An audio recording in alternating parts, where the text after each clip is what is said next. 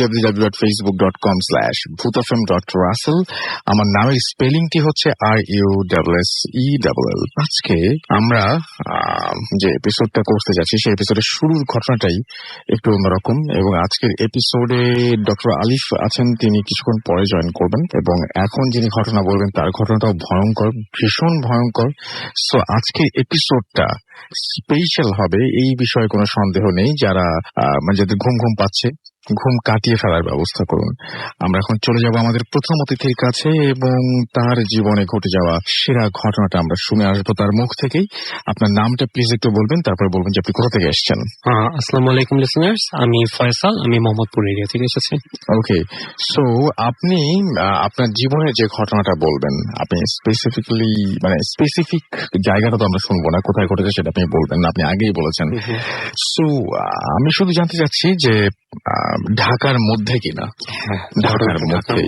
So ঢাকার মধ্যে এরকম একটা অদ্ভুত ঘটনা ঘটেছে, আমরা শুনি আস্তে আস্তে। অনেক বড় ঘটনা তো, ধীরে ধীরে আমরা শুনতে শুরু করি।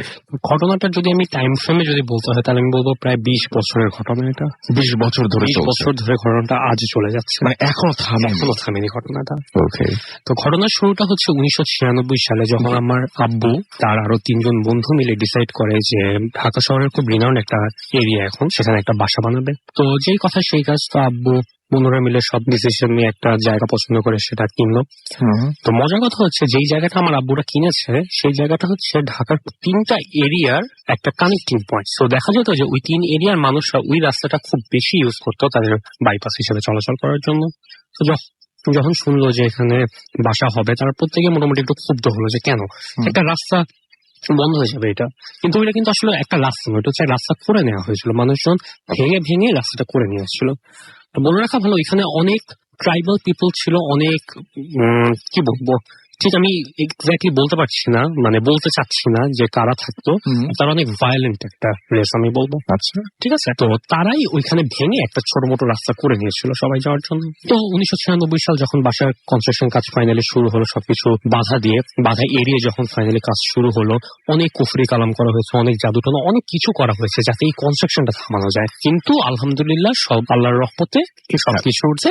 কনস্ট্রাকশন 1996 সালে এটা শুরু হলো। তো যখন কনস্ট্রাকশন শুরু হলো, কনস্ট্রাকশনের 1-1.5 মাসের মধ্যেই যখন রাজমিস্ত্রি এবং তারা কনস্ট্রাকশনের বাকি মানুষজন যখন মাটি খুঁড়ছে, একটা অনেক বড় একটা পেট্রা পাওয়া যায়। পেট্রার মধ্যে অনেক স্বর্ণালঙ্কার ছিল। তো সেই স্বর্ণালঙ্কার গুলি আমার আব্বু আর খুব একটা বেশি গ্রাহ্য করেনি, সেগুলোই বলেছে যে ঠিক আছে, যেহেতু তোমরাই খুঁজে পেয়েছো, তোমরাই এটা তোমরা তোমাদের মতো নিয়ে নাও, ভাগাভাগি করে। তো আমার বুক খুব একটা বেশি গ্রাহ্য করেনি।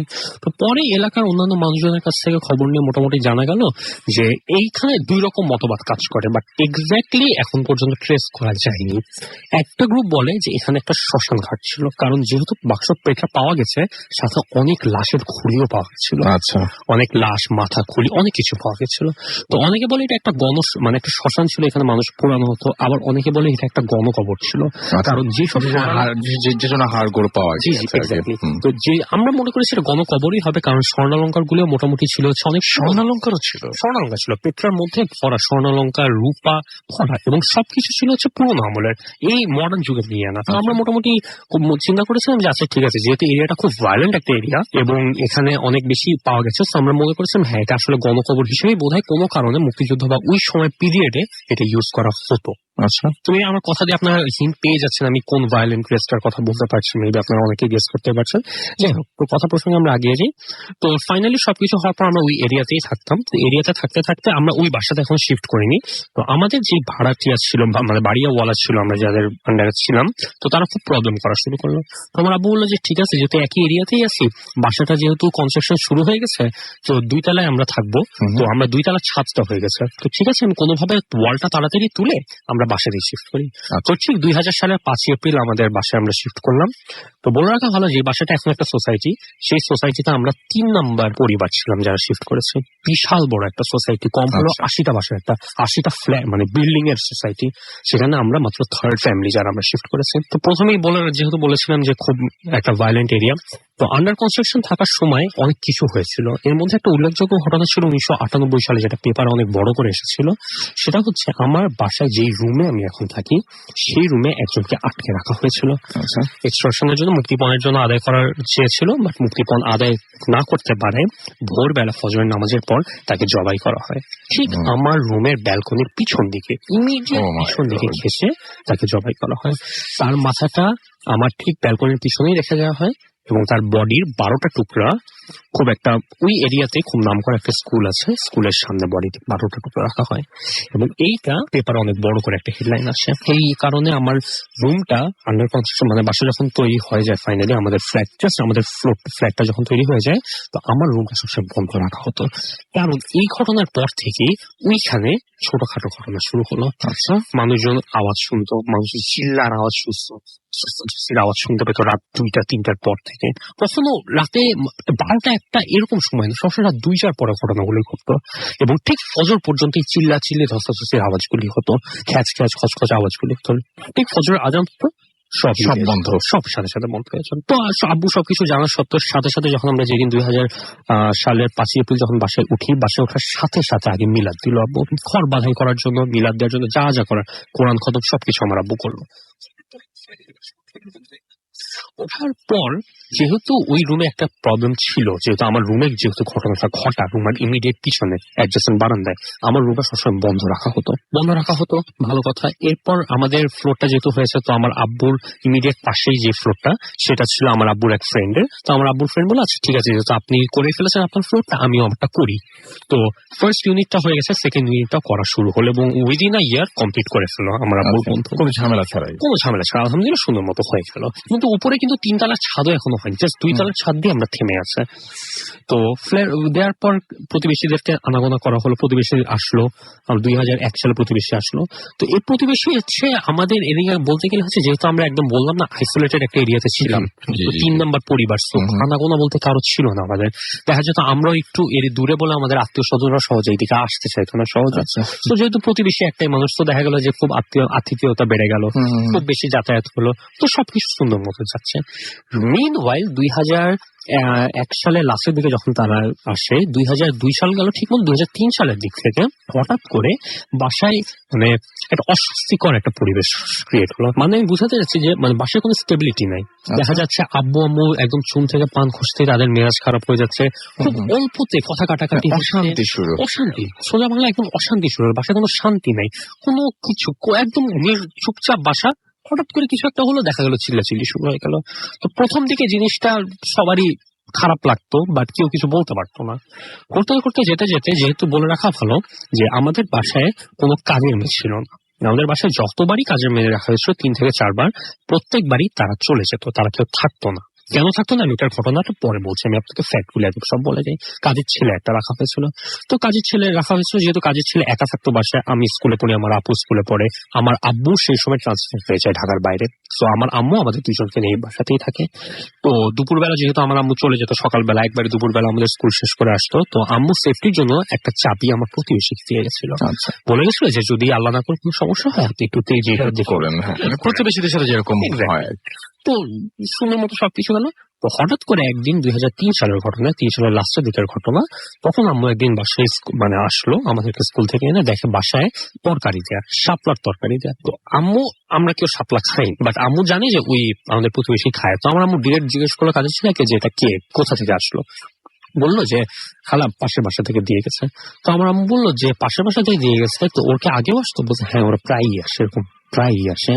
তো বলছে তুই এটা আমাকে আগে কেন বলিস নি? তো কাজের ছেলে বললো যে তারা বলতে বারণ করেছে। তো বলার সাথে সাথে আম্মু একটু চেতে গেল, তো গিয়ে তাদের থেকে চাবিটা ভদ্রভাবে চাবিটা ছেড়ে নিল এবং জাস্ট চাবিটা নিল না, পুরো বাসার তালাটা পাল্টে ফেললো, যাতে করে তারা কোনোভাবে মানে আসতে যেতে না পারে আর কোনোভাবে। এই ঘটনার ইমিডিয়েট পরে হঠাৎ করে আউট অফ নোওয়্যার আমাদের প্রতিবেশীর অ্যাটিটিউড একটু পাল্টে গেল, তারা একটু অ্যাগ্রেসিভ হওয়া শুরু করলো। কোথায় কোথায় দেখা যেত একটু চিল্লাতো, আমরা যদি কোনো একটা কিছুকে বলতে যেতাম ঠিক মতো উত্তর দিত না, দরজা খুলতো না, বেল দিলে দাঁড়িয়ে থাকতাম, কেউ কিছু বলতো না, একটু অ্যাটিটিউড চেঞ্জ হয়ে গেল। ঠিক যেতে না যেতে উইদিন আ মান্থ হঠাৎ করে দেখি আমি ড্রয়িং রুমের বারান্দায় একটা তাবিজ ঝুলছে। তো আমি দেখলাম যে তাবিজ তো ঝোলার কথা না, হ্যাঁ বাসা বন্ধ করা হয়েছে, কিন্তু বাসা বন্ধ করার আমাদের রুটটা ছিল এরকম যে প্রত্যেকটা বাসার কোনায় তাবিজ পোতা হবে, একদম পুঁতে দেয়া, সো এটা একদমই এক্সপোজ হওয়ার অপশন নেই। এটা একদম একটা তাবিজ ঝুলছে, লিটারালি সুতা দিয়ে বাঁধা, ঠিক মতো বাঁধতেও পারিনি, বোঝা যাচ্ছে একটু তাড়াহুড়ায় ছিল। তো আমি আম্মুকে এটা দেখালাম, আম্মু দেখার পর একটু বললো এটা কেন এরকম হবে। তো আমার আম্মু নামাজি, সো দেখে একটু ভয়ই পেলো, তো বললো যে আচ্ছা ঠিক আছে ধরো না। তো পরের দিন যেহেতু শুক্রবার, আমি বলি আমার একটা হুজুরের কাছে আমরা প্রায় 12 বছর পড়েছি কোরআন তেলাওয়াত করতাম ওনার কাছে, উনি আসতো প্রত্যেক শুক্রবার শনিবার করে। তো পরের দিন ছিল শুক্রবার, উনি আসলেন। আচ্ছা, আসার পর উনি সব দেখার পর বললেন যে, তবু আমার আম্মুকে ডিরেক্ট বলে যাও ভাবি আপনি এটা ধরেন না, কারণ এটা এক্স্যাক্টলি কি এটা বলা যায় না। তো আপনি কি একটা কাজ করেন, আগামীকালকে শনিবার দিন এই জিনিসটা আপনার আপনার হাজবেন্ডকে বলেন যে উনি যাতে নামাজ পড়ে যেটা একটা টিস্যু আর কাপড় এনিথিং, বাট দিয়ে কাজ করবেন না, ধরে খুলে একটা বড় একটা দস্তরখানা আছে ঢাকা এরিয়াতে, কোন এলাকা আমি নাম না বলি, সেখানে আপনি নিয়ে আসেন। সেখানে বড় একটা হুজুর আছে, উনি দেখলে ডিটেলস বলতে পারবেন। তো ভালো কথা, আমার আম্মু সেটা করলো, আমার আব্বুকে বললো, আমার আব্বু খুলে নামাজ পড়ে ওটা কাপড়তে মুড়ে নিয়ে গেল। তো হুজুরকে নিয়ে যাওয়ার পর হুজুর সামনে দেখার পরে বললেন যে, কোনো কথা বলার আগেই হুজুর ডিরেক্ট বললেন যে আগামীকালকে সপরিবারে আমার এখানে আসবেন। আমার আব্বুকে কিছু বলতেও দেয়নি। তো আমার আব্বু ঠিক আছে কিছু না বলে আমার আব্বু চলে গেল। পরের দিন সপরিবারে আমরা আসলাম, তো হুজুর দেখালো সামনে যে তাবিজটা কাটার পর তাবিজের 3টা জিনিস পাওয়া গেছে। টুকরো ঘোড়ার মাংস, ঘোড়ার কিছু পশম। ঘোড়ার মাংস, ঘোড়ার উইয়ার্ড ব্যাপার। হ্যাঁ, কারণ বলছি আমি তো, আর লাস্ট এলিমেন্টটা ছিল হচ্ছে একটা ছোট্ট কাপড়ের টুকরা। এটা ছিল হচ্ছে আমার আব্বুর লুঙ্গির একটা টুকরা, সেই লুঙ্গিটা হারানো গিয়েছিল। কিন্তু কিভাবে হারানো গিয়েছিল আমরা ভেবেছিলাম কাজে ছিল বোধহয়, ভুলে ফেলে দিয়েছে না, এটা মিসিং ছিল। তো এখন বুঝলাম যেটা কিভাবে হারানো গিয়েছিল। প্রথম হুজুর এক্সপ্লেন করলো যে আপনাদের উপর জাদুটোনা করা হচ্ছে, কুফরি জাদুটোনা করা হচ্ছে, এবং সেটার কারণে সেটার এলিমেন্ট হিসেবেই ঘোড়ার মাংস চুজ করা হয়েছে। এটা খুব অদ্ভুত। হ্যাঁ, কারণ এটা খুব স্ট্রং একটা জাদু, এটা কোনো রেগুলার না। কারণ রেগুলার জাদু করা হয় মোস্ট অফ দ্য টাইম দেখা যেত ইদার মুরগি ছোটখাটো জিনিস বা অন্য কোনো কিছু। হ্যাঁ, বাট ঘোড়া এটা একদম আনএভেলেবল একটা স্টাফ। প্রথম শুনলাম আসলে। হ্যাঁ, খুব বড় রকমের কিছু করতে গেলে এই জিনিসটা করা হয়। তো আমার আব্বুকে বলে দিল। তো যখন আমরা সপরিবারে গেলাম, সবার সামনে করলো, তো আমার আব্বু একটা ছোট্ট একটা সুতা, লম্বা একটা সুতা, প্রত্যেকের আমার হাইটে করে কাটা হলো। প্রত্যেকে ডিফারেন্ট ডিফারেন্ট হাইটে কাটা হলো। আমার আম্মু, আব্বু, আপু 4 জনের হাইটে কাটা হলো। কেটে আমার হুজুর কি করলেন, সুতাগুলি তার হাতের 4টা আঙুলে পেঁচিয়ে দোয়া পড়ে ফু দিলেন। দেওয়ার পর আবার সুতাগুলি মাপলেন। সেকেন্ড টাইম মাপছেন। সেকেন্ড টাইম মাপার টাইমে দেখলো যে আমার আর আমার আপুর সুতার ডিফারেন্স খুব একটা বেশি না, হাইয়েস্ট 1/2 থেকে 1 ইঞ্চির মতো ছোট হয়েছে। আমার আম্মুর মোটামুটি 4 থেকে 5 ইঞ্চি ছোট হয়েছে, কিন্তু আমার আব্বুর আইরনিক্যালি অলমোস্ট হাফ সুতা তার বডি হাইটে হাফ হয়ে গেছে।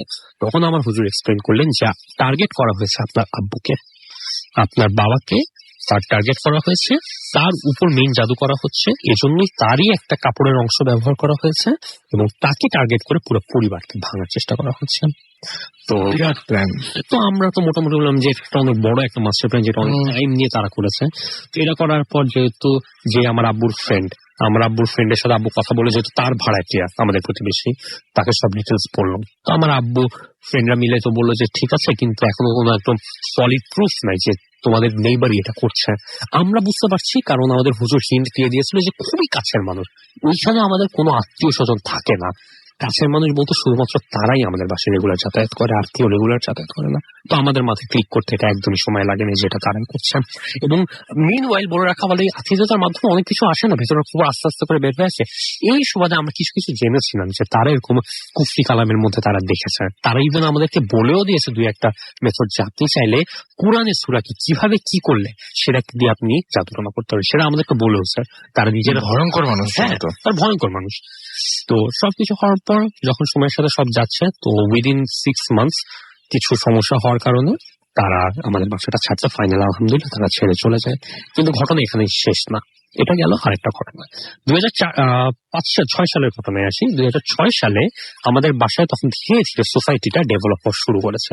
তো ইমিডিয়েট আমার বাসার সামনে একটা বাসা হয়, সেটা আমাদের বাসার সোসাইটির একটা রুলস হচ্ছে 6 তলার উপরে কোনো বাসা উঠতে পারবে না। আচ্ছা, ওই বাসাটা এক্সেপশন হয়, সেই বাসাটা হয় 9 তলা। তো ঠিক আছে, 9 তলা হয়, আমরা কেউ বলি না, কিছু বলার এখানে থাকেও না, তারা করেছে এটা তারাই করেছে, তারা রুলস ব্রেক করেছে। তো সেই বাসার 6 তলায় একটা মেয়ে, সে ইউনিভার্সিটি পড়ুয়া হবে তখন, সে প্রায় বারান্দায় হাঁটাহাঁটি করতো। আচ্ছা, তো সে সবসময় শাড়ি পরেই হাঁটাহাঁটি করতো, এবং কোথাও যখন যেত, ইউনিভার্সিটিতেও যখন আমরা খেয়াল করতাম, শাড়ি পরেই সবসময় যেত। তো সেখান থেকে একদিন হঠাৎ করে 2006 সালে আউট অফ নোহোয়্যার রাত 2টার দিকে খুব সজোরে একটা চিৎকার দিয়ে দেখি ঠিক আমাদের বাসার সামনে সে সুইসাইড করেছে, তার বাসার ছাদ থেকে লাফ দিয়ে ঠিক আমাদের বাসার সামনে সুইসাইড করেছে। 2006 সালের এটা ঘটনা। এই 2006 সালে এই ঘটনা যাওয়ার পরে মিনওয়াইল এখন সবগুলো আমি আপনাকে কানেক্ট করি। যেই গলা কাটাটা 2002 সালের ঘটনা, গলা কাটা লাশটা, যেই গলা কাটা বডিটা একটা স্কুলের সামনে এবং লাশটা আমার বাসার পিছনে, সেই শ্যাডোটা, গলা কাটা একটা শ্যাডো আমার এখনো 20 বছর হয়ে যাচ্ছে, আজও সেটা এক্সিস্ট করছে। আমার রুমের পর্দাটা খুব পাতলা, কারণ আমার রুমে যাতে আলো বাতাস পর্যাপ্ত পরিমাণে আসে, তো আব্বু 3 দিকে জানলা করেছে, একদিকে ওয়াল 3 দিকে জানলা। সেই জানলাটা আমার বারান্দার সাথে কানেক্টেড, সেই জানলার পর্দাটা এতটাই পাতলা যে অপর প্রান্তে কেউ কিছু আসে কিনা মোটামুটি সোসাইটির দূর থেকে বোঝা যায় যে কেউ আছে কি নাই। কোনো গাড়ি ঢুকলে বোঝা যাচ্ছে যে একটা গাড়ি আসছে। যখনই কোনো গাড়ি আসে, যখনই লাইটটা পড়ে আমার বারান্দার জানালায়, একটা ছায়া গলা কাটা খারাপ, কোনো মুভমেন্ট না, 24/7 আপনি নিজের চোখে দেখা। ইভেন আমি আসার বলবো, আমি কয়েকদিন আগেও যখন আমি আমার পর্দাটা একটু সরে গেছিল, আমি ছায়াটা দেখতে পেরেছি। আপনি জানেন যে পর্দার ওই পাশে কেউ আছে এবং ছায়াটা দেখতে, এবং ওইটা থেকে বাঁচার জন্য পরে আমার রুমে যখন আমি ফাইনালি 6-7 বছর পরে শিফট হওয়ার পরে আমার রুমের পর্দাটা পাতলা ছিল, চেঞ্জ করে মোটা পর্দা থেকে, মানে কি এত মোটা পর্দা যে কোনো আলো বাতাসই আর ঢোকে না। কিন্তু তারপরও রুমের ফ্যান চলতে থাকলে পর্দা একটু সরে যায় না, যখনই সরে যায় দেখা যাচ্ছে যে একটা শ্যাডো দাঁড়িয়েই গেছে। বারান্দা খুলি, কেউ নাই, বারান্দাটা লাগাই, রুমে এসে কেবল বিছানাটায় বসি, শ্যাডোটার সাথে চলে আসছে। আজও যায় নাম্বার 1 শ্যাডো। সেকেন্ড শ্যাডো আমার বারান্দার যেই রাস্তাটা, অ্যাডজাস্টেন্ট রাস্তাটার মাথায় বাসাটা আমাদের ঠিক কোনায়, সেইখানে একটা মোটা ছায়া, অনেক অস্বাভাবিক বড় একটা ছায়া। এটা কোনো মানুষের ছায়া হতে পারে না। যেমন স্বাস্থ্য মোটা তেমন উঁচু একটা কোনায় দাঁড়িয়ে থাকে। কাজের ছেলেটা প্রথম দিকে ভয় পেত, কিন্তু আমাদের কিছু বলেন। একদিন সাহস করে আমাদেরকে বলে যে, খালা আমি এরকম একটা জিনিস দেখি।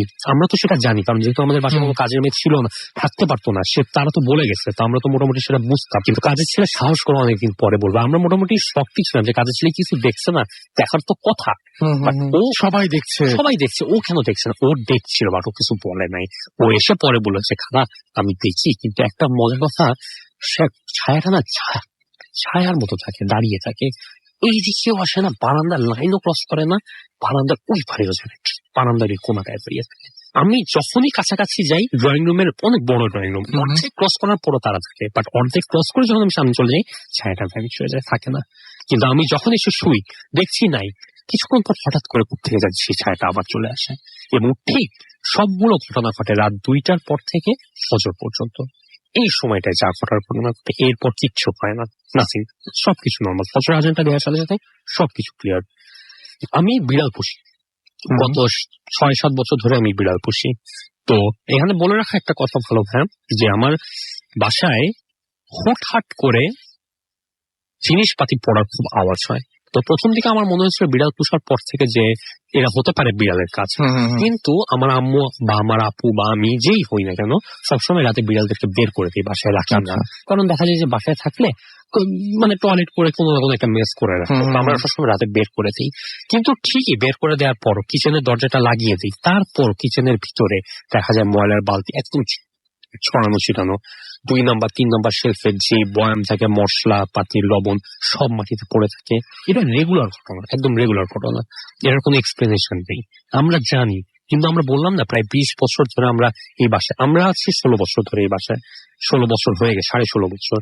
এই এতদিন থাকতে থাকতে আমাদের এমন একটা অভ্যাস হয়ে গেছে যে এখন আর জিনিসটা আমাদের কাছে লাগে না, গায়ে হয়ে গেছে, হ্যাঁ হয়ে গেছে। কিন্তু মজার কথা, আমাদের কাছে কোনো আত্মীয় স্বজন থাকে না, মানে তারাও এই জিনিসটা এক্সপেরিয়েন্স করতে, সবাই এক্সপেরিয়েন্স করেছে, কেউ রাতে স্টে করতে থাকে না। যারাই আসে, আসবো মাগরিব এসা পর্যন্ত থাকবো, এসা পর আমরা চলে যাবো। আমাদের যে সোসাইটিটা, আমরা সোসাইটি হচ্ছে একদম সবার কর্নারের বাসা। রাস্তাটা মোটামুটি 200 মিটার রাস্তা হবে, অনেক বড় একটা রাস্তা। তো রাস্তার একটা মজার বিষয় হচ্ছে, ঠিক যখন রাত 2টা থেকে 2:30টার পরে আপনি গাড়ি নিয়ে যদি বের হন, গাড়িতে যারা থাকবে, বলে রাখা হলো যদি গাড়িতে কেউ যদি থাকে, তারা যখন সোসাইটির গেটটা পার হবে, 10 থেকে 15টা কুকুর ঘেউ ঘেউ করতে করতে পুরো গাড়িটাকে ঘেরাও করে রাখবে। গাড়ি যাবে, গাড়ির সাথে কুকুরও যাবে। ঠিক আপনি গেটটা পার হবেন, কুকুরগুলি স্টপ, ওই গেটের বাইরে কেউ যাবে না। কিন্তু আপনি দেখছেন, গার্ডকে জিজ্ঞেস করেন, কই কিসের কুকুর, আমরা তো এখানে গেট লাগিয়ে রেখেছি, এই গেট দিয়ে তো কোনো কুকুর কি কোনো ইঁদুরও তো ঢুকতে পারবে না, কেমনি কুকুর আসবে? কেউ বলতে পারে না এটা এক্সপ্লেনেশন কি। এবং এটা শুধু আমরা না, এটা সোসাইটির অনেকেই জিনিসটা এক্সপিরিয়েন্স করে, বাট কেউ বলতে চায় না সহজে। কারণ দেখা যায় যে বললে মানুষগুলো এত পাগল, কি বলে কি না বলে কি সম্ভব। বাট আমরা যেহেতু অনেক কিছু দেখে এসেছি, আমরা বুঝি যে হ্যাঁ জিনিসটা আসলে কত ক্রেডিবল। কুকুরগুলি কোত্থেকে আসে, সারাদিন কোথায় থাকে, কোনো এক্সিস্টেন্স নাই, রাত হলে টুক করে এটা। আচ্ছা, এইখানে আমার খুব জানতে ইচ্ছা করছে এই জন্য, যেহেতু আপনি বলছেন এভাবে, আপনাদের এই ঘটনাগুলো কি কোনো স্পেসিফিক টাইমে ঘটে? মানে মানে এই এতটা ঘড়িতে এতটা বাজার পরে বা এরকম? ঠিক রাত 2টার পরে শুরু হয় এবং ফজর পর্যন্ত এক্সিস্ট করে। সবচেয়ে সমস্যা হয় কারণ শীতকালে ফজরটাও দেরি হয়, ঘটনাগুলোর লেন্থ গুলো অনেক বেশি হয়। এবং ওই সময় মানে পারতপক্ষে আপনারা কেউ ঘুম থেকে ওঠেন না? আমার আম্মু তো ঘুম থেকে একদমই ওঠে না, রুম থেকে তো বের হওয়া দূরের কথা। আমি যেই রুমে ঘুমাই, আমি তো জানি কি হয়েছে। তারপরও আমি দেখা যায় যে আমি একটু রাত জেগে গেম খেলি। তো এখন এটা মোটামুটি 2-3 বছর হয়ে যাচ্ছে, দেখা যায় আমি ফজর পর্যন্ত জেগে থাকি, আমার ঘুম আসে। তারপর আমি লাস্ট 6 থেকে 7 বছর ধরে একটা সেট অফ ড্রিম নাইটমেয়ার থেকে, পার্টিকুলার 7 থেকে 8টা নাইটমেয়ার, কি স্বপ্ন, কি নাইটমেয়ার, কোনো চেঞ্জ নাই। কি দুঃস্বপ্নটা বলেন তো একটু? একটা দুঃস্বপ্ন এরকম যে এটা সবচেয়ে রিসেন্ট ঘটনা। মানে রিসেন্ট বলতে মানে এই ঘটনাগুলি কিরকম, আমি যখন 7 থেকে 8 বছর আগে ছোট ছিলাম, আমি স্বপ্নে দেখছি যে আমি ছোট আছি। 7 থেকে 8 বছর পরে 2016 সালে এখন আমি যেরকম স্বপ্নে দেখছি আমি এরকম হচ্ছে। স্বপ্নের মধ্যে আমি বড় হচ্ছে, বা স্বপ্নের বাউন্ডারিটা আমার বড় হচ্ছে। হ্যাঁ, এরকম অনেকেই যেরকম বলে যে প্যারালাল ওয়ার্ল্ড এর কথা, বা আমার আরেকটা কপি হয়তো কোনো এক জায়গায় আছে, অন্য কোনো একটা ডাইমেনশন হয়তো এক্সিস্ট করে। মেবি মানে হয়তো আপনি এদিকে যেরকম বাড়ছেন ওইদিকেও বাড়ছে। তো এইসব স্বপ্ন গেল। তো রিসেন্টলি একটা ঘটনা, আমার বাসায় একটা ঘটনা বলি, সেটা হচ্ছে আমার বাসাটা আজও 20 বছরের বেশি হয়ে যাচ্ছে, বাসাটা আজও আন্ডার কনস্ট্রাকশন। 4টা বন্ধু মিলে বাসাটা বানাচ্ছে, বাসাটা কোনোভাবেই কেউ শেষ করতে পারছে না। দেখা যায় যে একটা বন্ধু, 3 বন্ধু রাজি বাসাটা তুলবো, এখন একটা বন্ধু বললো না, কোনো না কোনো কারণ হচ্ছে। 4 বন্ধুই রাজি। পরের দিন সকালবেলা গিয়ে সিমেন্ট কিনতে যাবে, হঠাৎ করে দেখা একটা বন্ধুর কোনো একটা ক্রাইসিস দেখা গেল, টাকা দিতে পারবো না, সমস্যা হয়ে গেল, বাড়িটা ছেড়ে গেল। 20-20.5 বছর রানি বাসাটা আজ তৈরি হয়নি। 4 তলা পর্যন্ত কোনোভাবে করা হয়েছে, 5 তলার খন্ড করা হয়েছে, আরেকটা খন্ড পুরা ফাঁকা, 6 তলা পুরোটা আন্ডার এক ছাদ, 7 তলা হয়েছে কিচ্ছু না, পুরোটা ফাঁকা, 6 তলায় ছাদ, 7 তলায় ছাদ। তো মজার কথা হচ্ছে পুরো সোসাইটিটা ওপেন, সো অনেক আলো বাতাস ভরা। সন্ধ্যার সময় যদি আপনি যে কোনো বাসার ছাদে যান, সে আপনার গা জুড়ে আসবে। কিন্তু আমার বাসার ছাদ এমন একটা গুমট, যেখানে বাতাসে কিচ্ছু নেই। এই অদ্ভুত ব্যাপারটা কেন? আশেপাশে কোনো বাড়িঘর আছে এরকম কি? না, পুরা ওপেন। আমার বাসার ছাদটা মানে 2টা ভাগ। একটা ভাগ হচ্ছে একটু আলো বাতাস আসে, মানে একটু আলো বাতাস বলতে আলো আসে, যেখানে আমার 9 তলার যে ইমিডিয়েট 9 তলা তাদের লাইট গুলো রিফ্লেক্ট হয় ছাদে। আরেকটা পোর্শন পুরো অন্ধকার। মজার কথা হচ্ছে যেই 6 তলায় যে শাড়ি পরা মেয়েটা সুইসাইড করেছিল, ঠিক অন্ধকার পোর্শনটায় প্রায় গেলে মানুষ ফিল করে যে শাড়ির একটা আঁচল মনে পুড়ে গেল। মানুষ হয় না, বুঝে না, মানে সেন্স করতে পারে অনেক কিছু মানুষ। আমরা বুঝতে পারি যে কিছু আছে, বাট কিছু দেখতে পাচ্ছি না। বাট অনেকে আছে এই জিনিসটা গ্লিমসটা পায়। তো এই ঘটনাগুলো আমাদের বাসায় কন্টিনিউ হচ্ছে, অনেক হুজুর করা হয়েছে, অনেক দোয়া বলেছে, কোন ধরনের কোনো বেনিফিট হয় না। সর্বোচ্চ বেনিফিট আমাদেরকে এতটুকু দিতে পেরেছে যে আমাদের বাসাটার ভিতরটা ওকে।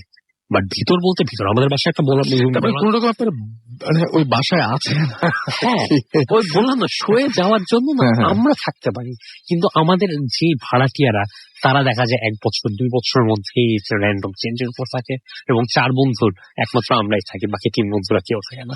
Right, thank you very much. আমরা আবারও পরে যদি পারি তাহলে আপনার কাছে আবারও আসবো। তো আপনি আসতে চাচ্ছিলেন না শুনেছি আমরা, তো ডক্টর আলিফ সঙ্গে করে নিয়ে আসছেন। এবং আমি বলবো যে আপনাদেরও চারপাশে যারা এরকম ধরনের চমৎকার ঘটনা বলতে পারেন বা ঘটনা যাদের কাছে আছে, তাদেরকে একটু ইন্সপায়ার করবেন, তারা আসেন এখানে, এবং তাদেরকে একটু মানে মাঝে মাঝে একটু মানে শুধু ইন্সপায়ার না, একটু মাঝে মাঝে পুশ করবেন যাতে এখানে আসে। কারণ এরকম ঘটনা আমরা শুনতে চাই। এবং আমি দেখতে পাচ্ছি যে অনেকেই আছেন আমাদের সঙ্গে এই মুহূর্তে। সিফাত আমাদের সাথে আছেন, সাজিন আমাদেরকে লিখছেন লাভ ভূত এফএম, ফার্স্ট স্টোরি ওয়াজ অসম। আমাদেরকে জান্নাতুল রোশনি লিখেছেন যে আমি তো শুনছি ভালো লাগছে। সাইফুল শোভা মালিহা হলি ক্রিসেন্ট থেকে আমাদের SMS করছেন, স্কুল বনশ্রী ভূত এফএম মিস করব ভাবতেই পারি না।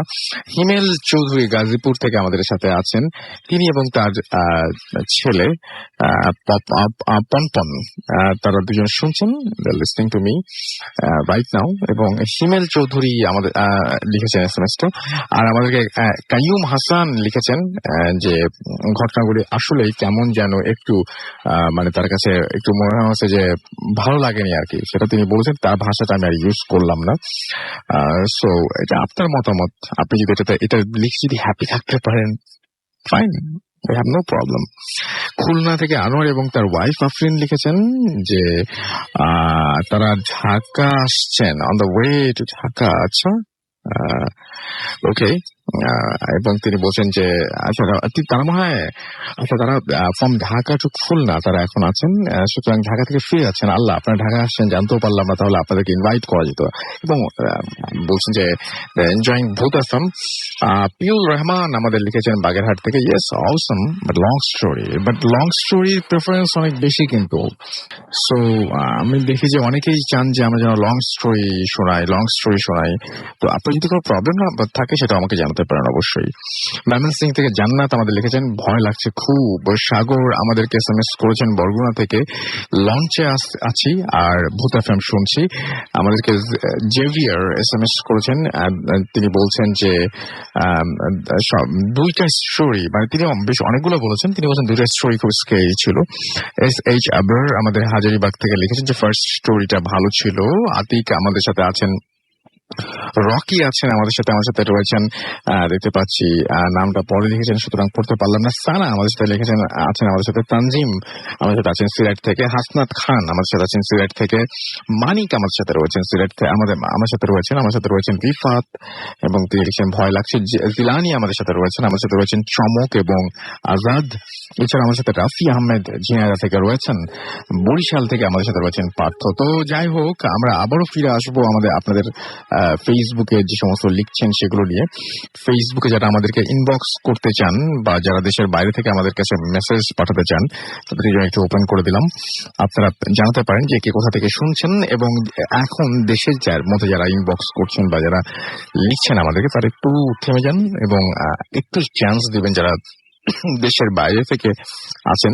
মানে একসাথে অনেকগুলো আসলে তখন দেখা যায় যে অনেক কিছু মিস হয়ে যায়। সো আমি এই জন্যই বলছি যে যারা দেশের ভেতর থেকে পাঠাচ্ছেন তারা একটু অফ করুন, কারণ কিছুক্ষণ আমরা শুধুমাত্র দেশের বাইরে যারা আছেন তাদের SMS নেব। আমরা চলে যাচ্ছি এখন একটা ছোট্ট বিরতির পরে আবারও ফিরে আসবো। সেই পর্যন্ত আমাদের সঙ্গেই থাকুন। স্টে টিউনড টু রেডিও ফুর্তি।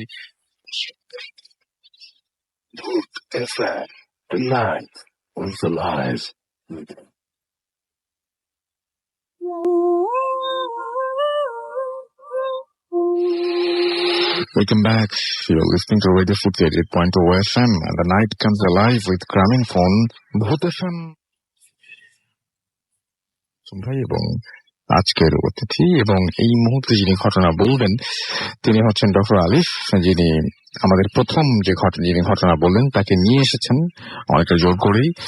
এবং কেন নিয়ে এসেছেন সেটাও একটা কারণ আছে, কারণ তার বাসায় গিয়ে আলিফেরও কিছু এক্সপিরিয়েন্স হয়েছিল, সেগুলো আমরা কথা প্রসঙ্গে হয়তো শুনবো। তো আমরা চলে যাচ্ছি ডক্টর আলিফের কাছে। আলিফ, ওয়েলকাম ব্যাক। আশা করছি অনেক ভালো আছেন এবং কি অবস্থা এখন, কেমন আছেন? সুস্থ আছি আলহামদুলিল্লাহ। ওকে, তো ফয়সালকে তো নিয়ে আসছিলাম রাসেল ভাই আপনার কাছে। আমি লাস্ট 1 মাস ধরে খুব জোর করছিলাম ওকে আসার জন্য, আসলে সময়ও হয়ে উঠছিল না। আপনাকে তো বলেছিলাম যে আমি একজনকে নিয়ে আসবো, গতকালকে আমি আপনাকে ফোন করেছিলাম, রাসেল ভাই আপনি একজনকে নিয়ে এসেছেন। হ্যাঁ, এবং অনেকদিন ধরে কথা চলছিল এরকম, এবং ও বলছিল যে আমি যাবো না, আমি বলতে পারবো না স্টোরি, আপনি আমারটা বলে দেন। আমি বললাম যে না, তোরটা তুই বলবি, তুই এসে বলবি আমার সাথে। কারণ ভাই লাস্ট উইকে আমি আমার আমার ওয়াইফ, আমার ফ্রেন্ডরা মিলে আমরা সবাই গেমার, তো গেমার ওয়াইফরা ছিল, আর ও ওর বাসাটা আমরা সিলেক্ট করি as it is under construction, ওর বাসাটা সিলেক্ট করি বারবিকিউ করবো। আল্লাহ তাআলাই কেন জানি আমার বাসার ছাদে প্ল্যান করেন, আমার বাসার ছাদে কিন্তু আলাদা বারবিকিউ করার প্লেস আছে। তা আমি বললাম যে আমার ছাদে হলুদ হবে, ওই দিনই হলুদ, শুক্রবারে ওর ছাদে হলুদ হবে, তোর বাসার ছাদে করবো। ঠিক আছে, দুপুরবেলা চলে গেলাম ম্যারিনেট করতে ওর বাসায়, সব জিনিসপত্র নিয়ে ম্যারিনেট করতে চলে গেলাম। তো ম্যারিনেট করার পরে ভাইয়া মানে যখনই মানে ওর রুমে আমি সবার আগে আমাকে বলে যে আরে ভাই আপনি একটু ঠান্ডা হন আমার রুমে। তো ওর রুমে ঢোকার পর রাসেল ভাই আমি 5 মিনিটও বসতে পারি নাই। অথচ কোনো বাসায় গেলে আমি খুব আরাম করে খাটের উপর বসে আধা ঘন্টা রেস্ট নিই, তারপর সব কাজ করি, কিছু করলে করি আর কি। কিন্তু ওর বাসায় ওর রুমে 5 মিনিটও বসতে পারি। কি প্রবলেম হচ্ছিল? রাসেল ভাই আমার রুমটা প্রচন্ড গরম লাগছে, ঢোকার পরেই আমি দেখি যে আমার সারাটা শরীর গরম হয়ে যাচ্ছে, ফ্যান বা এসি কিছু ছিল? সবকিছুই ছিল, কিন্তু আমার শরীরটা গরম হয়ে যাচ্ছে, এমন গরম মনে হচ্ছে আমি আগুনের উপরে দাঁড়িয়ে আছি, এত গরম। তো আমি সরে ড্রয়িং রুমে মানে ডাইনিং স্পেসে এসে ম্যারিনেট করবো, সবকিছু রেডি করলাম। রেডি করার সময় আমার শরীর থেকে এক পাশ ও পাশ মনে হচ্ছে গরম একটা জিনিস যাওয়া আসা করছে। যাই হোক, এটা আমি এতটা খেয়াল করি নাই, কিন্তু ওকেও আমি বলি নাই যে তোর রুমটা আমার খারাপ লাগছে, কারণ একটা নতুন মানুষ একটা বাসায় গেছি, বললে কি নাকি মনে করে। আমি তোর কাছে এসব ঘটনা জানতামও না যে ওর রুমে নাকি জবাই করা হয়েছে। ভয়ঙ্কর ব্যাপার। তো আমাকে ও বললো যে আলিফ ভাই চলেন ছাদটা দেখে আসি, সাততলা তো, কিন্তু লিফট নেই ভাইয়া। আমাকে আগেই বলছিল যে লিফট নেই ভাইয়া, আমি কিন্তু লিফট নেই, সেজন্য আমরা পার্টি টাটি আগে রেডি করেছিলাম যে ওর ছাদে বারবিকিউ করবো, আলাদা করে পার্টি টাটি রেডি করছি, কারণ বারবার নিচে নিচে ওঠানামা করা যাবে না। ওইখানে মানে খুব কম বাসায়, আমি আমি সবসময় বাইরে থেকে দেখেছি, যে কাজে তো অফারে শুনেছি মানে খুব কম বাসায় আন্ডার কনস্ট্রাকশন আছে, মানে সবকিছু তো কমপ্লিট। ওই বাসায় ওই এলাকাতে কোনো এমন বাসা নাই যেটা আন্ডার মানে ওই গেটের ভিতরে সব কনস্ট্রাকশন। এই বাসাটা আন্ডার কনস্ট্রাকশন, এবং ও যেরকম বলছে ঠিক সেরকম বিড়ালগুলো বাসায় ঢুকতে পারে না, ও আন্ডার আনলেস ও বিড়ালগুলোকে ঢুকতে দেয়। এক্স্যাক্টলি। তো আমি বাসার ছাদে যাচ্ছি, তো 5 তলার এক পোর্শনে আমাকে ও নিয়ে গেল 5 তলার খালির জায়গাটাতে, বলে আলিফ ভাইয়া এই চুলার মধ্যে আমরা আগুন ধরাবো, এইগুলি ছাদে যাবে, আপনি দেখেন ঠিক আছে কিনা। আমি বললাম এভরিথিং ইজ ওকে। আমরা নিচে নেমে আসি সন্ধ্যার দিকে, আমাদের আস্তে আস্তে আসলে আমার পেশেন্ট ছিল, আস্তে আস্তে দেরি করি, 8টা সাড়ে 8টা বেজে যায়। 9টার দিকে প্রোগ্রাম শুরু হয়। তো ম্যারিনেট সব বের করে উপরে ছাদে নিয়ে যে ভাজা শুরু করি, তাও গল্প করতে করতে কোন সময় 12:30 বেজে যায় আমরা জানিও না। তো সবকিছু শেষ করে 12:30 সব দিকে 12:30 বেজে গেছে, আমাকে ধানমন্ডি আসতে হবে। আর ও বলেছে ঈদের দিন, আমি ওকে ফোন দিই যে তোর বাসায় আসতেছে, বলে কি আলিফ ভাই কয়টা বাজে? 11:15। বলে ভাই আলিফ ভাই আসেন না। মুখের উপরে একটা মানুষ আমার মানা করে দিল, যাবোই না তোর বাসায়। পরে আমাকে বলছে ভাই পরে বলবো আমি কেন আপনাকে আসতে মানা করছি, আপনি এখন আমার বাসায় আসেন না ঈদের দিন, এটা কোরবানি রে, কয় কোরবানি দেবে।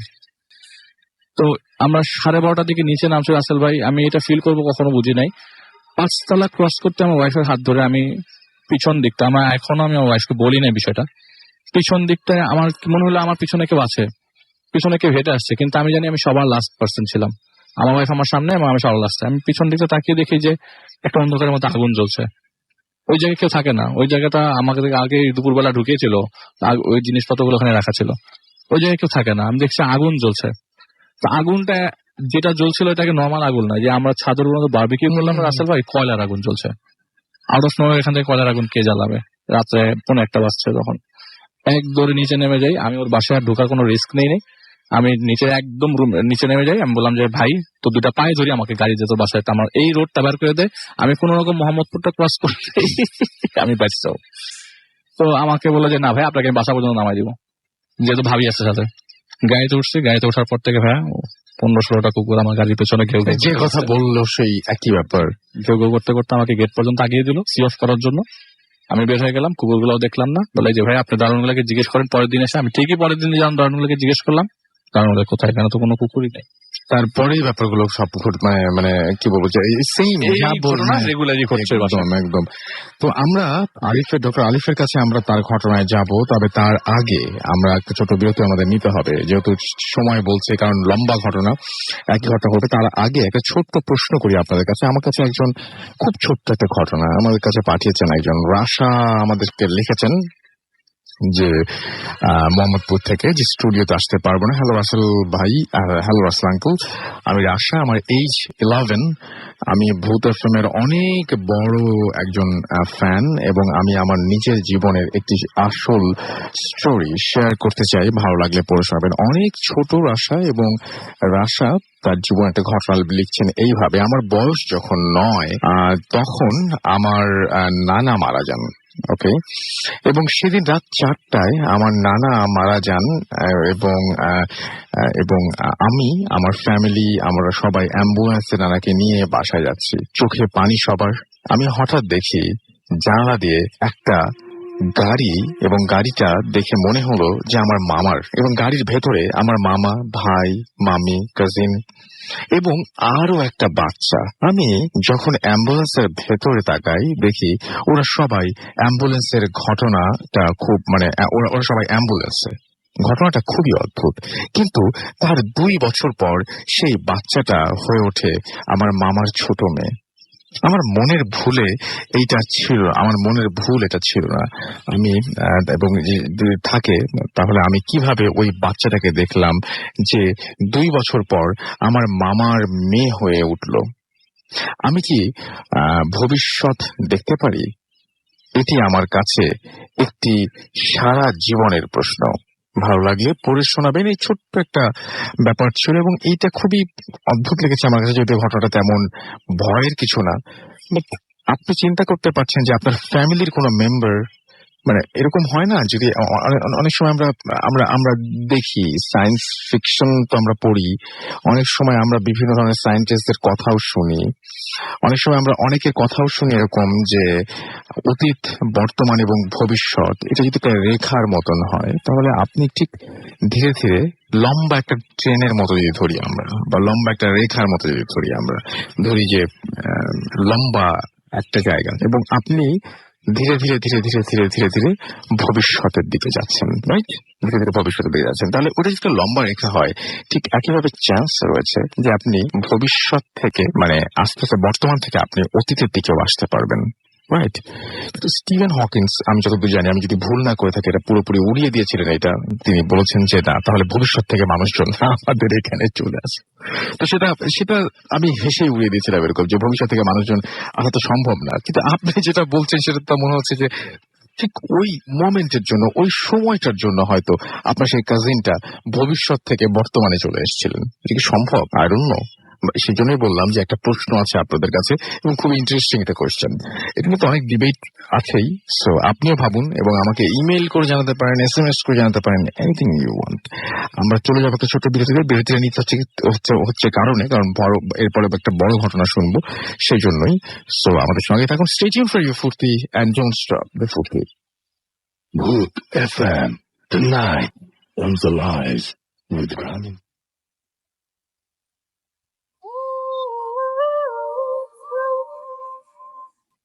Welcome back. শুনছেন সবসময় রেডিও ফুর্তির point FM, the night comes alive with Grameenphone. আর আমি রাসেল আছি সাথে, এবং শীত একটু একটু করে আসছে, কিন্তু না খুব ভোরবেলায় বা রাতের বেলায় বেরোলে বোঝা যায়, যদি দিনের বেলায় একেবারেই টের পাওয়া যায় না। আমি তো বিভিন্ন অফিসের কাজেই অলমোস্ট বাংলাদেশের অলমোস্ট সব জায়গা ঘুরে ফেললাম এই লাস্ট মান্থে। তো আমার কাছে মনে হয়েছে যে ঢাকার ওয়েদার আসলে অনেক কমফোর্টেবল। আমাদের সারা দেশ ঘুরে মনে হচ্ছে ঢাকার ওয়েদার অনেক comfortable. So I love Dhaka. আমার মনে হচ্ছে আপনারাও সেটাই বলবেন। তো এখন যেটা আমরা করবো সেটা হচ্ছে আবার আলিফের ঘটনায় চলে যাবো, এবং তার ঘটনাটা শুনবো। এবং আলিফ, শুনি আমরা ঘটনা। চিটাগং এর একটি ঘটনা শেয়ার করবো আজকে, যেটি আপনাকে বলছিলাম, প্রথম যেটি ঘটনা বলেছিলাম আর কি, শর্টকাটলি বলেছি সেটা বলছি না। তো প্রথম যেটি ঘটনা সেটাই চিটাগং এর একটি খুব ইম্পর্টেন্ট, আমি ওটাই শুনতে চাই।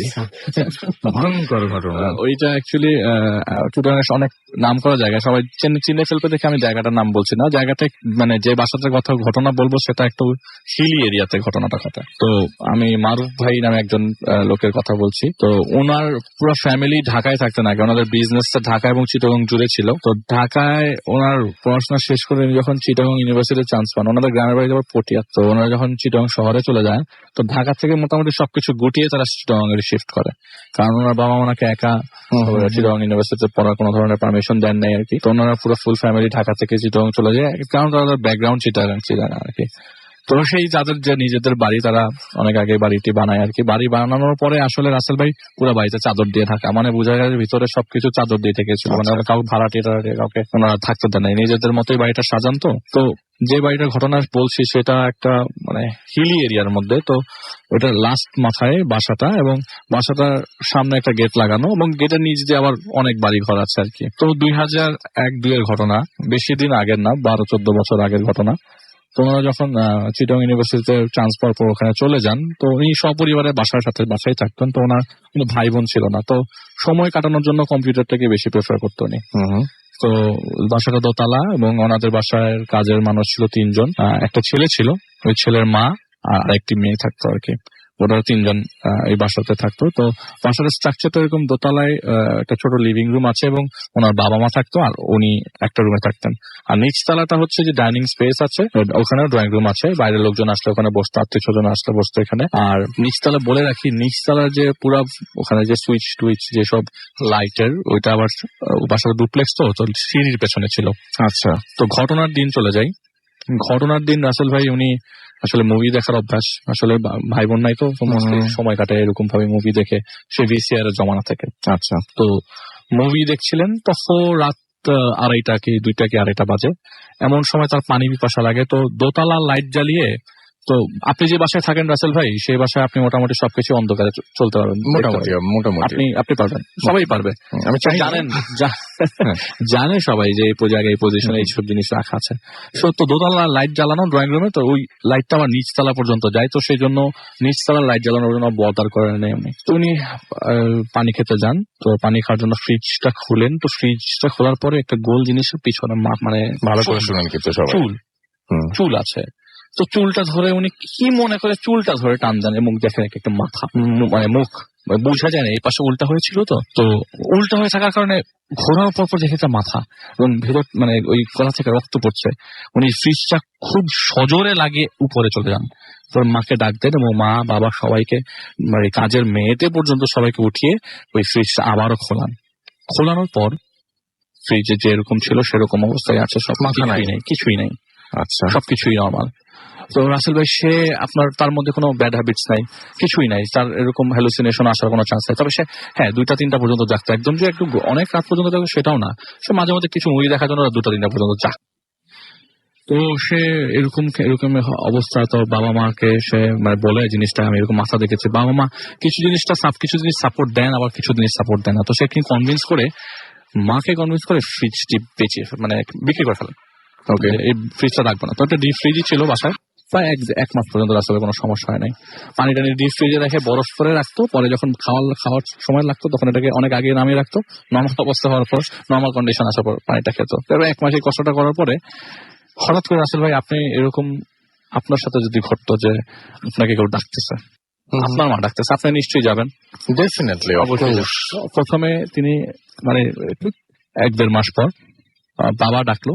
তো কানের মধ্যে ইয়ারফোন লাগিয়ে সে গান শুনছিল। তখন নতুন MP3 প্লেয়ার আসে। তো গান শুনতে এক পর্যায়ে বলে কি বাবা ডাকতেছে নাকি, হঠাৎ করে দেখলো যে না, চিল্লানোর মানে চিৎকারের সাউন্ডটা মার গলার। তো মা ডাকছে, ঘড়ি দিকে তাকে রাতে 1টা। কোনো সমস্যা হলো নাকি? দরজা খুলে সে নিচে গেল, আওয়াজ আসতেছে নিচ থেকে। নিচে দেখে লাইটের সব জ্বালানো, নিচে যেয়ে দেখে মা এই তোর জন্য নতুন ফ্রিজ নিয়ে আসছে। মা নিয়ে আসছেন ফ্রিজ রাতে 1টা। আচ্ছা, দেখ না ফ্রিজটা খুলে দেখ, ফ্রিজের অবস্থা কি দেখ একটু। মা তুমি রাত্রে 1টার দিকে আমাকে ফ্রিজ দেখতে রাখছেন, কালকে সকালবেলা তো আমি দেখতে পারতাম, বলে দেখ না ফ্রিজটা দেখ। সে ফ্রিজটা খুলতেই হুড়মুড় করে 8-10টা মাথা পড়ে গেল তার শরীরের উপরে। পড়ে যাওয়ার পর ওই শরীর সহ তিনি অজ্ঞান, আর তার কিছু মনে নাই। তো পরের দিন সকালবেলা তিনি মাকে জিনিসটা বললো, কোথার থেকে ফ্রিজ কই দেখ, ফ্রিজ তো আমি কিনি নাই। আমি তোর বাবা চিন্তা করলাম ফ্রিজ কিনবো, প্রশ্নই আসে না, ফ্রিজ কিনি নাই, ফ্রিজ কই পেলি। রাইট। এরপরে অনেক ডাক্তার, অনেক কবিরাজ বলতে কি ওখানকার এক হুজুরকে উনি দেখিয়েছিলেন। হুজুর বলে যে না, এটার সলিউশন আমি দিতে পারবো না, এটা আপনি আমার সাথে একজন বড় হুজুরের কাছে চলেন। ওই হুজুরও ওনাকে সলিউশন দিতে পারেন না, আরেকজনের কাছে যান। তো উনি বলেন যে আপনাদের বাসায় যে কোরআন শরীফটা রাখা আছে, সেই কোরআন শরীফ অনেকদিন ধরে পড়া হয় না, কষ্ট করে কোরআন শরীফটা একটু রেগুলারলি পড়বেন, ধুল জমে আছে। আপনি কেমন বুঝলেন? যান, আপনি দেখেন আসলেই কোরআন শরীফটা রাখা ছিল এবং অনেকদিন ধরে কোরআন শরীফটা পড়া হচ্ছিল না। তো বাসায় নামাজ পড়ে বা নামাজ পড়ার লোক আছে, কিন্তু রাসেল ভাই কোরআন শরীফ পড়ার হয়তো কারো সময় হচ্ছিল না। তো কোরআন শরীফ পড়বেন একটু রেগুলারলি, আর অবশ্যই নামাজটাকে মিস দিবেন না, নামাজ পড়বেন সবসময় নামাজ পড়বেন, হুজুর এটা বলে দেন। তো সেটাই পালা বলে যে ওই নামাজ পড়ার সময় অবশ্যই ভালো করে উজু করে নামাজ পড়বেন এবং কোনো ধরনের খামখেয়ালি করবেন না, ফজরের নামাজটা রেগুলার পড়ার চেষ্টা করবেন। আচ্ছা, এটা বলার পর নিয়ে চলে আসে। তো এর থেকে মাস তিনেক পর কোনো সমস্যা হচ্ছিল না, এবং মাঝে মধ্যে তার কাছে কিছু মনে হতো যে আমাকে কেউ রাখছে, কিন্তু সে জিনিসটা পাত্তা দিত না, কারণ তার আগে একবার দুইবার ঘটনাটা ঘটে যায় এরকম। এবং সে ডিসিশন প্রায় মোটামুটি মা বাবার সাথে নিয়েই ফেলে যে আসলে সে আর বাসায় থাকবে না, সে চিটাগং ইউনিভার্সিটিতে পড়তে চলে যাবে, মানে চিটাগং ইউনিভার্সিটির যে হোস্টেল আছে সেখানে চলে যাবে, সেখানে থাকবে না। মোটামুটি ডিসিশনের মানে অলমোস্ট নিয়ে ফেলেছে যে বাসায় থাকবো না আমি আর। তো বাবা মা বলে যে না, এখন যেহেতু সমস্যা হচ্ছে না, তুমি থাকো, সমস্যা কি, আমাদের সাথে থাকো, কারণ বাবা মা তো একমাত্র ছেলে, আমার কোনো ভাই বোন নাই। হঠাৎ করে ওই ঘটনার প্রায় 1-2 মাস পর হঠাৎ করে তার রাতের বেলা এরকম সে ওয়াশরুমের জন্য ওঠে, তার 1:30 কি 2টা বাজে। যেমন তার মোস্ট ঘটনাগুলোই রাত্রে 12টার পর, সব ঘটনায় যেগুলি ঘটেছে। উনি বাথরুমের জন্য উঠে বাথরুমটার দরজা খুলতেই উনি দেখেন যে একটি মাথাটা নাই, আসলে মাথাটা কোথায় উনি জানেন না, পেন্ডুলামের মতো বডিটা ঝুলছে ঠিক বাথরুমটার মাঝখানে, উপরের সিলিং এ মাথাটা দেখা যাচ্ছে, মাথা নাই। ওকে, মাথা পেন্ডুলামের মতো, কিন্তু মাথাটা কোথায় লেগে আছে এটাও তো একটা কোশ্চেনের বিষয়। উনি এটা দেখে তো এক দৌড় বাসায় সবাইকে আবার একসাথে, কিন্তু একই সাথে আরেকটা চিৎকার শোনা গেল নিচ থেকে। রাত 10টায় ওই যে ছেলেটার কথা বলেছিলাম, বুয়ার ছেলেটা, ও কিন্তু সবার সাথে ওই বুয়ার বাচ্চা ছেলে তো 9-10 বছর, মার সাথেই ঘুমায়, ওকে খুঁজে পাওয়া যাচ্ছে না। রাত 10টার দিকে মার সাথে ঘুমাইছে, কিন্তু রাত্রেবেলা 1টার পর খুঁজে পাওয়া যাচ্ছে না। আচ্ছা, দারোয়ানদেরকে ডাকলো, বলছে না তো এখানে কোনো এরকম কিছু এটাকে বেরোতে দেখে নাই। তো বলে যে খোঁজাখুঁজি করলো, কারণ বাসায় একটা মেয়ে তো রেসপন্সিবিলিটি, আপনি অবশ্যই জিনিসটাকে নর্মালি নিবেন না। পুলিশকে ডাকলো, পুলিশকে থানায় জিডি করলো, এবং আশেপাশে অনেক খোঁজাখুঁজি করলো, ছেলেটাকে পাওয়া গেল না দিন রাতে। তো ওর মার অবস্থা স্বাভাবিক খুবই খারাপ। পরের দিন সকালবেলা ঠিক ফজরের পর, আপনার মানে ফজর হবে মানে আস্তে আস্তে আলো আসছে এমন অবস্থায়, আপনার বাসির ঠিক পিছনে যে নারিকেল গাছটা ছিল ওইখানে ঝুলন্ত অবস্থায় ঠিক একইভাবে ওই ছেলেটার লাশটা পাওয়া যায়। আচ্ছা, সেখানে মাথা সহ ছেলেটাকে পাওয়া যায়, মানে গাছের মধ্যে ঝুলছে। এই দেখার পরে যখন ইন্টার কানেক্ট করলো ছেলেটা, আমি রাত্রে আমি কে দেখছি না, বুঝতেছিলাম না, মাথা তো দেখা যাচ্ছিল না, ঝুলতেছিল একটা বডি, এবং বডির মধ্যে কোনো কাপড় চোপড় ছিল না।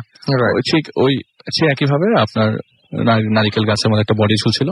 এরপর তো আর কোনো ধরনের বাকি নাই, রাসেল ভাই কোনো ধরনের সংকোচ নেই, বাসা ছাড়তেই হবে। এবং ফয়সালের সাথে আবার কিভাবে জানি কানেক্টেড হয়ে গেল, ওর আত্মীয় স্বজন সব ওই এলাকার লোকজন।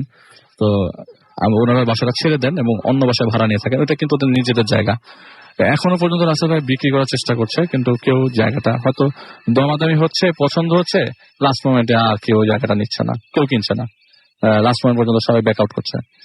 তো এখনো পর্যন্ত আনসোল্ড জায়গাটা রাসেল ভাই, ওই বিল্ডিংটা কোনো ধরনের কোনো মানে অগ্রগতি নাই, ওই 2জন দারোয়ানই থাকে আর কেউ থাকে না ওই বিল্ডিং এ। এবং দারোয়ানের মধ্যে চেঞ্জ হয়েছে, কিন্তু কোনো ধরনের ভাড়াটিয়া বা কাউকে ভাড়াও দিতে পারছে না, সেলও করতে পারছে না। আর শেষ করি না এখনো। তো যেটা আপনার কনক্লুশনটা এরকম যে ওই বিল্ডিংটা যখন তৈরি করে, বিল্ডিংটা যখন চারিপাশে বাঁধে তৈরি করার সময়, যেটা হচ্ছে 1998-9 দিকে, ওই বিল্ডিংটা তৈরি করার পরে আপনি যখন হুজুরকে আপনার এই ঘটনার পরে তো ওনার বাবা জানতে চাচ্ছে আসলে কেন আমি বাসা থাকতে পারলাম না, কেন এই ঝামেলাগুলো হচ্ছিল। উনি হুজুর বললেন যে ওই বাসাটা যখন বাধাই করে আর কি ইসলামিক হয়েছে, তো আসরের নামাজের পরে সবাইকে মসজিদ থেকে নিয়ে এসে দোয়া করে জিনিসটাকে মিলাদ করে ফার্স্ট ঢালাইটা দেয় আর কি, এরকম কিছু একটা। তো সবাই উনি বললো যে এইখানে ওই দিন 3600 জিন আটকা পড়ে যায় বাছাই করার সময়, ওনারা রিলিজ হতে পারে 3600 জিন একটা বিল্ডিং এ ওই জায়গাতে। তো তাদের এইসব হচপচ মুভমেন্টের কারণে এইসব জিনিসগুলো ওরা প্রায় লক্ষ্য এক্সপেরিয়েন্স করছে, এখনো কেউ থাকতে পারে না। এবং ফয়সালের সাথে ওই জিনিসটা কারণ ওর খালারা ওই এলাকার ওই জায়গাটা ওই বিল্ডিংটা এখন আনসোল্ড। ওকে, এটা ছিল story. Thank you very much. আমি দেখি যে আমাদের SMS অনেকক্ষণ ধরে পড়া হয় নাই, ঐশী আমাদের SMS করছেন তেজগাঁও থেকে। আচ্ছা, আপনারা একটা জিনিস আমি একটু জিজ্ঞেস করি যে আপনারা এই যে আমরা বার্থডেতে একটা স্পেশাল ভূত FM করলাম, সেটা কি সবাই শুনেছেন না অনেকেই মিস করেছেন? আমাকে একটু জানান তো, কারণ আমি ঠিক বুঝতে পারছি না। অনেকেই আমাদের SMS আমাকে রেগুলার ইমেইল করছেন এবং বলছেন যে ওই দিনের এপিসোডটি নাকি শোনেন, ব্যাপারটা কি আমি ঠিক বুঝতে পারছি না, একটু কাইন্ডলি আমাদের SMS করে জানাবেন। ডালিম আমাদের SMS করছেন হাজারীবাগ থেকে, আকিল আমাদের SMS করেছেন এবং তিনি বলছেন সবসময় রেকর্ড করে শুনি, খুব খারাপ কথা, রেকর্ড করে শুনলে আপনি মজা পাবেন না, এবং আপনি তো এখন তো মানে যে কোনো সময় আপনি মানে আমাদের অ্যাপ দিয়েও পৃথিবীর যে কোনো জায়গা থেকে শুনতে পারেন। পৃথিবীর বাইরে অবশ্য আমার যাওয়া হয় নাই, সুতরাং ওখান থেকে শোনা যায় কিনা আই ডোন্ট নো। আমাদেরকে এমডি তারিকুল লিখেছেন যে আম ব্যাক আফটার 1 মান্থ, এবং আমাদেরকে নূর মোহাম্মদ যশোর থেকে লিখেছেন সেকেন্ড স্টোরিটা দারুণ হয়েছে। এই তো এই লাস্ট উইকে, মানে এই তো এই 2-3 দিন আগে কিন্তু আমি আপনাদের এলাকা থেকে ঘুরে আসলাম যশোর। সাগর আমাদেরকে এসএমএস করেছেন আমাদেরকে বাবু যশোর থেকে, নাইস স্টোরি। অলিভ আমাদের এসএমএস করেছেন, এবং আমি দেখতে পাচ্ছি SH ডালিম হাজারিবাগ থেকে আমাদের এসএমএস করেছেন। আহাদ আমাদের এসএমএস করেছেন ময়মনসিং থেকে, এছাড়াও আমাদেরকে এসএমএস করেছেন দেখতে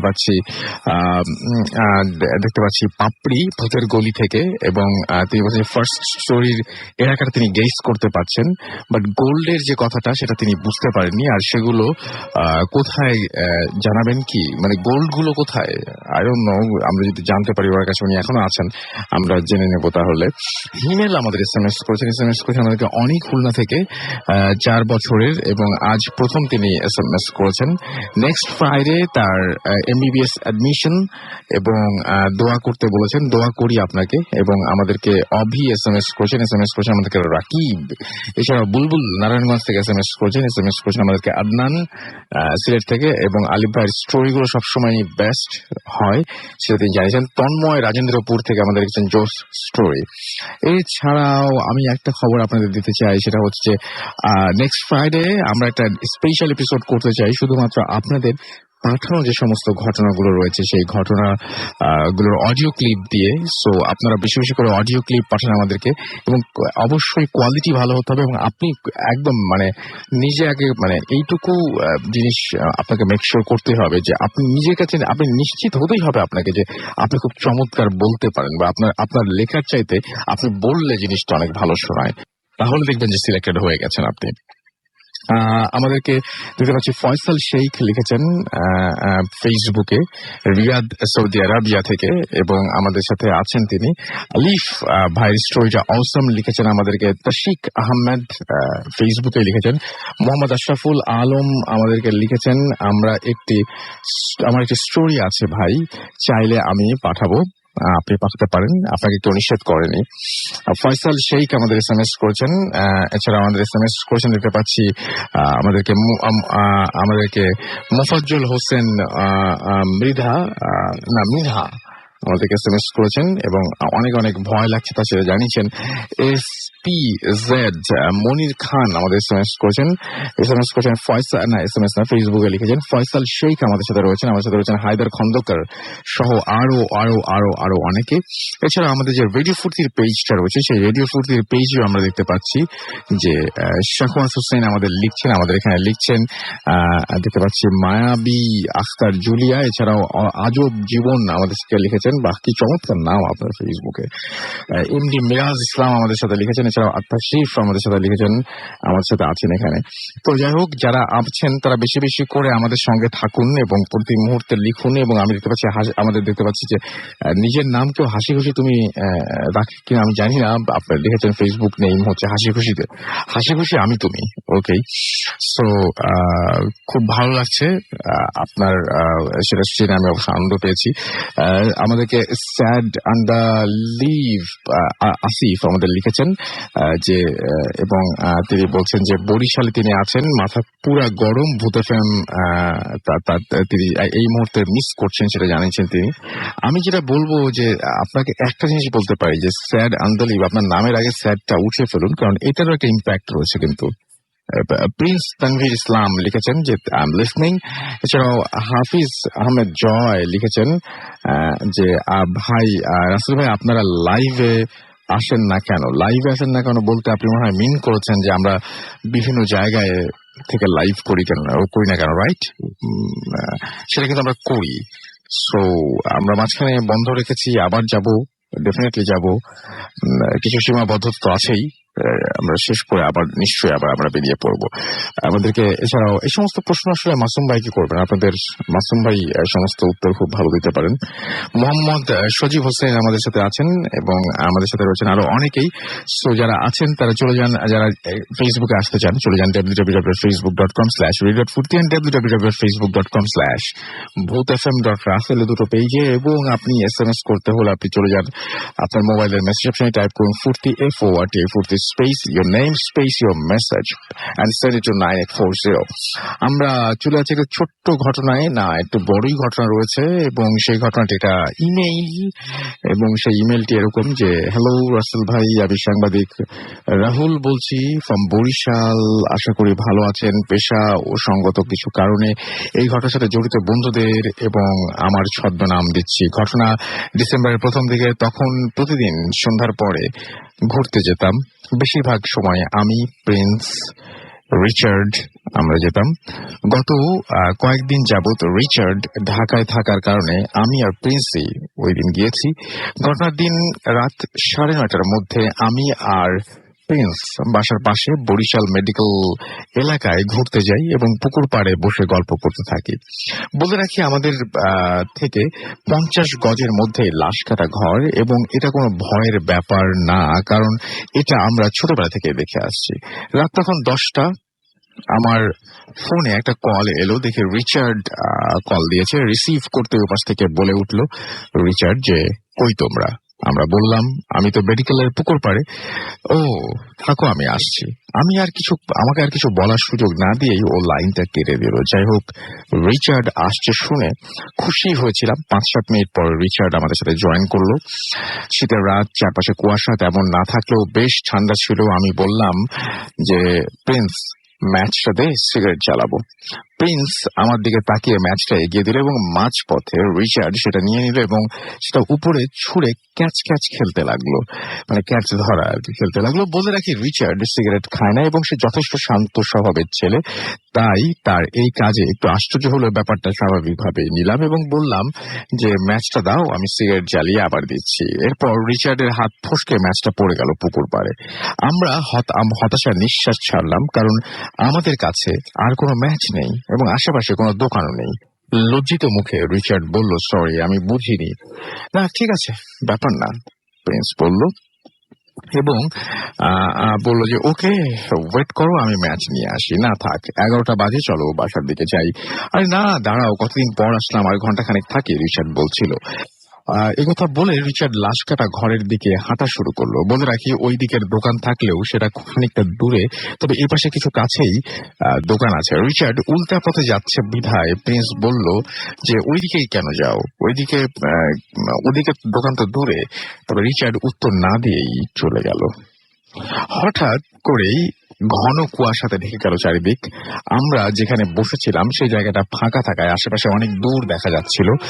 লাশ কাটা ঘর পর্যন্ত যাওয়ার পর রিচার্ডকে আর দেখা গেল না। মনে হলো ও যেন লাশ ঘরে ঢুকে গেছে। তবে আমরা ব্যাপারটা মাথায় নিলাম না, ভাবলাম কুয়াশার কারণে এমনটা হবে হয়তো। এর 5 মিনিট 10 মিনিট আধা ঘন্টা কেটে গেলেও রিচার্ড আর ফিরছে না দেখে আমি ওর নাম্বারে কল দিলাম। দেখি ওর ফোন বন্ধ। আরো কিছুক্ষণ ওয়েট করার পরও যখন রিচার্ড এলো না, তখন আমি প্রিন্সকে বললাম, চল তো গিয়ে দেখি রিচার্ড আসছে না কেন, মনে হয় ওর কোনো ঝামেলাই হয়েছে। চলো। ঘড়িতে তখন রাত 12টা।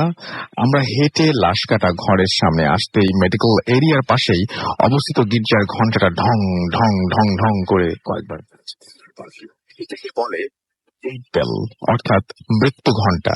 খ্রিস্টান কেউ মারা গেলে গির্জায় ঘন্টাটা 3 বার বাজানো হয়, যাতে সবাই বুঝতে পারে কেউ মারা গেছে। আমরা একটু বিরক্ত ভাবে মুখের দিকে, মানে একে অপরের মুখের দিকে তাকালাম। বলে রাখি সোসাইটির কেউ মারা গেলে আমরা, মানে স্থানীয় যুবকরাই কবর খুঁড়তাম, যেটা ছিল একসঙ্গে মজা এবং প্রচন্ড খাটুনির কাজ। যেহেতু কেউ একজন মারা গিয়েছে, সেহেতু আগামীকাল আমাদের সকাল সকাল ঘুম থেকে উঠতে হবে। শীতকালে মাটি শক্ত এবং আবহাওয়া ঠান্ডা থাকে বলে কবর খুঁড়তে একটু বেশি খাটুনি হয়, আর সেটা ভেবেই আমরা একটু বিরক্ত হলাম। এদিকে রিচার্ডেরও দেখা নেই, তাই আমরা দ্রুত হাঁটা দিলাম। একটু পরে প্রিন্সের ফোনে একটা কল এলো। ফোনটা করেছিল আমাদের আর এক বন্ধু অন্তু। আমি অন্তুর কথা না শুনেও প্রিন্সের কথা শুনছিলাম। প্রিন্স প্রথমে হ্যালো বলল, তারপর আমরা মেডিকেলের পুকুর পাড়ে এবং শেষে বলল মজা করো, এইমাত্র আমাদের সাথেই ছিল। তারপর ও অজ্ঞান হয়ে গেল। আমি ঘটনার কিছুই বুঝছিলাম না, তাই অন্তুকে ফোন দিলাম। কি হয়েছে? রাত 10টার দিকে ঢাকা থেকে বরিশাল আসার পথে রোড অ্যাক্সিডেন্টে রিচার্ড মারা গেছে। একটা ধাক্কা খেলাম, তবে ওকে কিছু বুঝতে দিলাম না। একটা রিক্সা নিয়ে লাশকাটা ঘরের সামনে আয় এসে দেখে, এবং প্রিন্স সামনে আয়, প্রিন্স অজ্ঞান হয়ে গেছে। এটাই বললাম ফোনে। একটা রিক্সা নিয়ে লাশকাটা ঘরের সামনে আয়, প্রিন্স অজ্ঞান হয়ে গেছে। আমি আমার ফোনের কল লিস্ট চেক করলাম, সেখানে 10টায় রিচার্ডের দেয়া কলের রেকর্ড ছিল না। ভাবলাম ডিলিট করা হয়ে গেছে। ওরা আসলে প্রিন্সকে বাসায় নিয়ে গেলাম এবং আমি শরীর খারাপের অজুহাত দেখিয়ে বাসায় চলে গেলাম। তবে প্রিন্স কেন অজ্ঞান হয়েছে সেটা কাউকে বলিনি, শুধু বললাম রিচার্ডের বডি আসলে আমাকে যেন খবর দেওয়া হয়। রাত 3টায় আমাকে অন্তু ফোন করে বলল লাশ ঘরে, রিচার্ডের বডি আনা হয়েছে, চলে আয়। আমি প্রিন্সের নাকি অনেক জ্বর। আমার কাছে সবকিছু স্বপ্নের মতো লাগছিল, কোনো কথা বলতে ইচ্ছে করছিল না। লাশ কাটা ঘরের সামনে গিয়ে দেখি প্রিন্স বাদে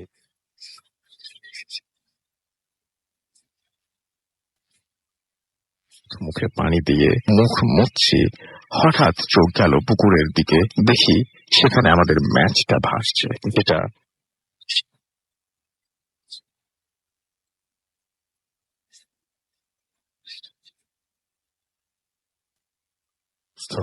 আমি কাস্টমার কেয়ার থেকে ওই রাতের কল লিস্ট চেক করি, সেখানে রিচার্ডের কোনো কল ছিল না।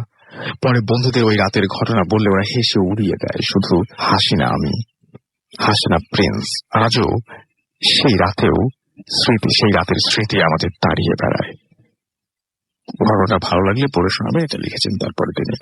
Thank you very much. চমৎকার একটা ঘটনা উপহার দেওয়ার জন্য আমাদেরকে। আমরা ছোট্ট একটা বিরতি যাবো এবং আমাদের নতুন অতিথি আসবেন কিছুক্ষণের মধ্যেই। সেই পর্যন্ত আমাদের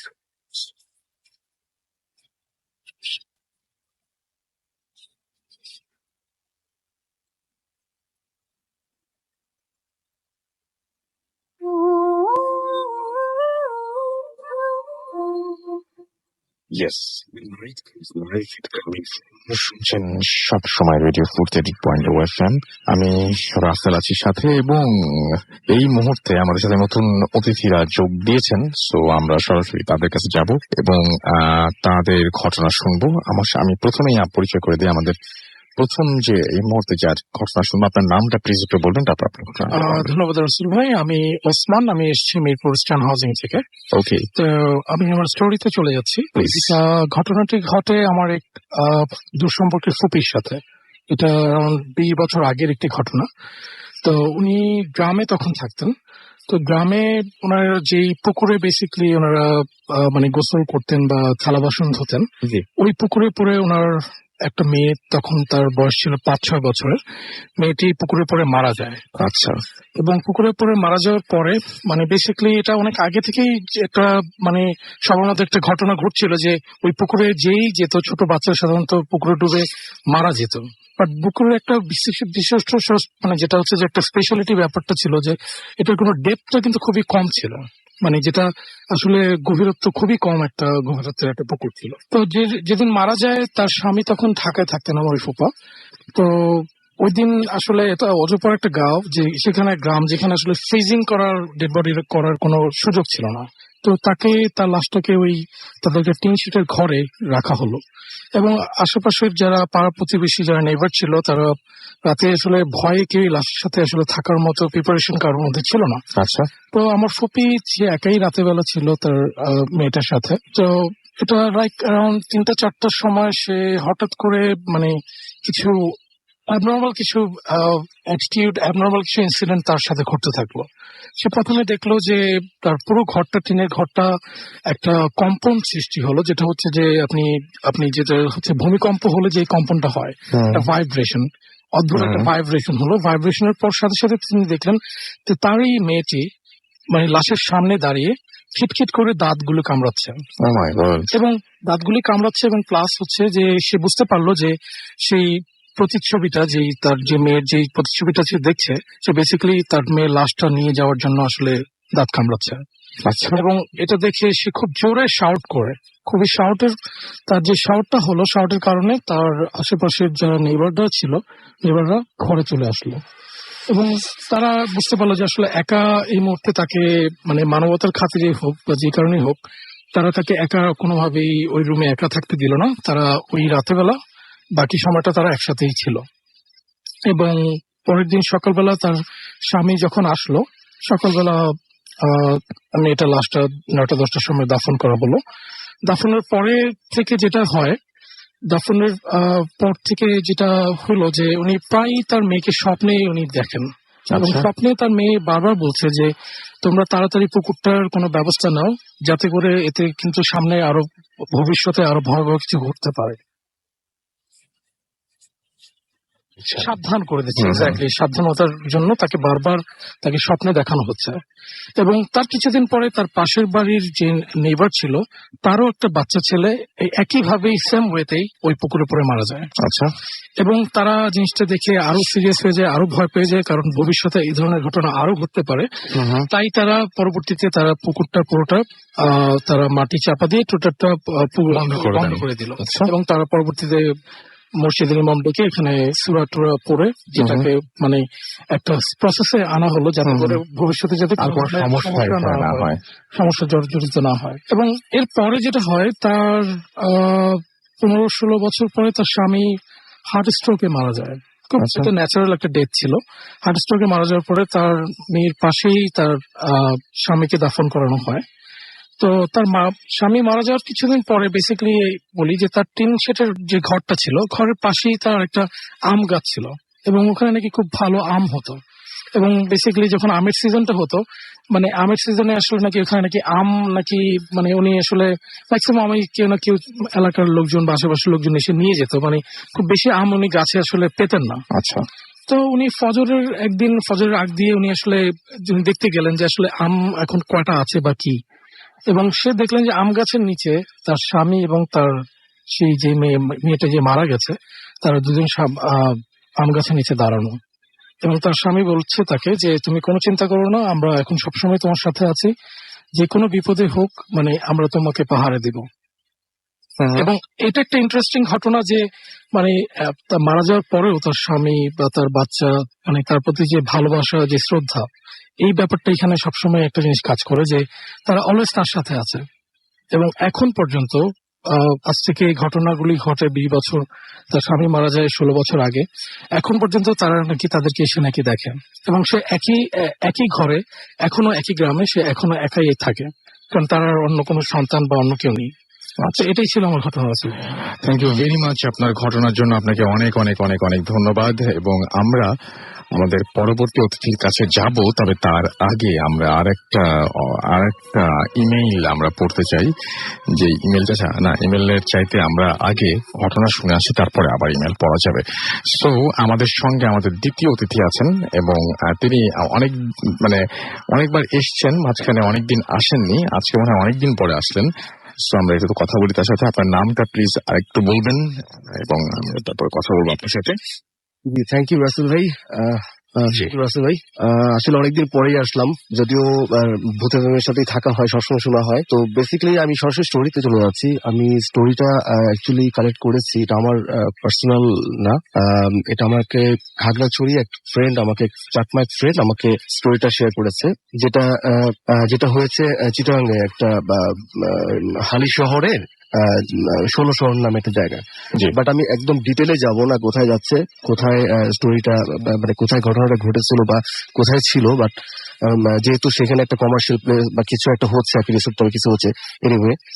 তো ঘটনাটি প্রায় 8 থেকে 10 বছর আগের ঘটনা, যেটা কিছু চাকমা ছেলে তারা কিছু পড়াশোনা পারপাসে একটা মেস বা তো ওইভাবে এখন যেরকম চিটাগাং দেখা যাচ্ছে বেশ ভালো থাকার ব্যবস্থা আছে, হয়তো ওরকম ভাবে ছিল না। তো ওদের সামনে পরীক্ষাও ছিল বা ক্লাসের একটা চাপও ছিল। তো তারা যেভাবে হোক একটা বাড়ি চাচ্ছিল বা বাসা চাচ্ছিল, যেখানে তারা সবাই মিলে একসাথে থাকতে পারে।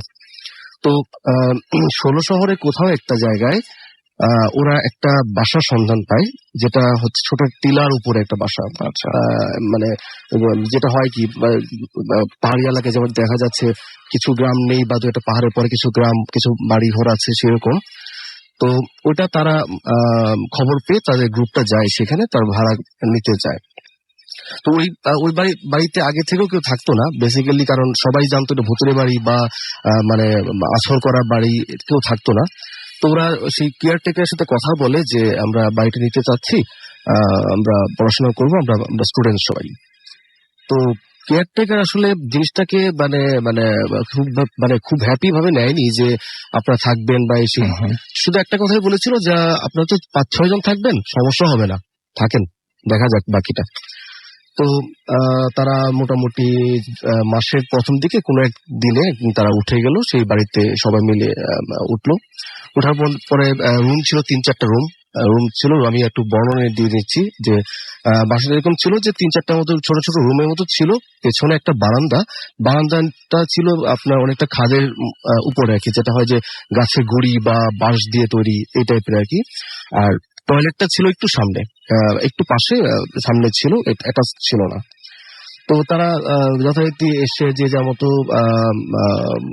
ঘর গোছালো, এবং বই খাতাগুলো গোছালো, জামা কাপড়গুলো গোছালো, সেই যার মতো গুছিয়ে টুছিয়ে হয়তো মোটামুটি দুপুর গড়িয়ে যাচ্ছিল আর কি। তো যেহেতু রান্না বান্নার ব্যবস্থা করা হয়নি সেভাবে, তো তারা সবাই প্ল্যান করলো ঠিক আছে বাইরে থেকে খেয়ে আসি। তো সেইভাবে তারা আস্তে আস্তে গুজগাছ করে, তো ওদের মধ্যে অসীম চাকমা নামে একটা ছেলে ছিল, সে মোটামুটি সবসময় খুব ফানি, সবসময় ফান করতে পছন্দ করে বা দুষ্টুমি করতে পছন্দ করে।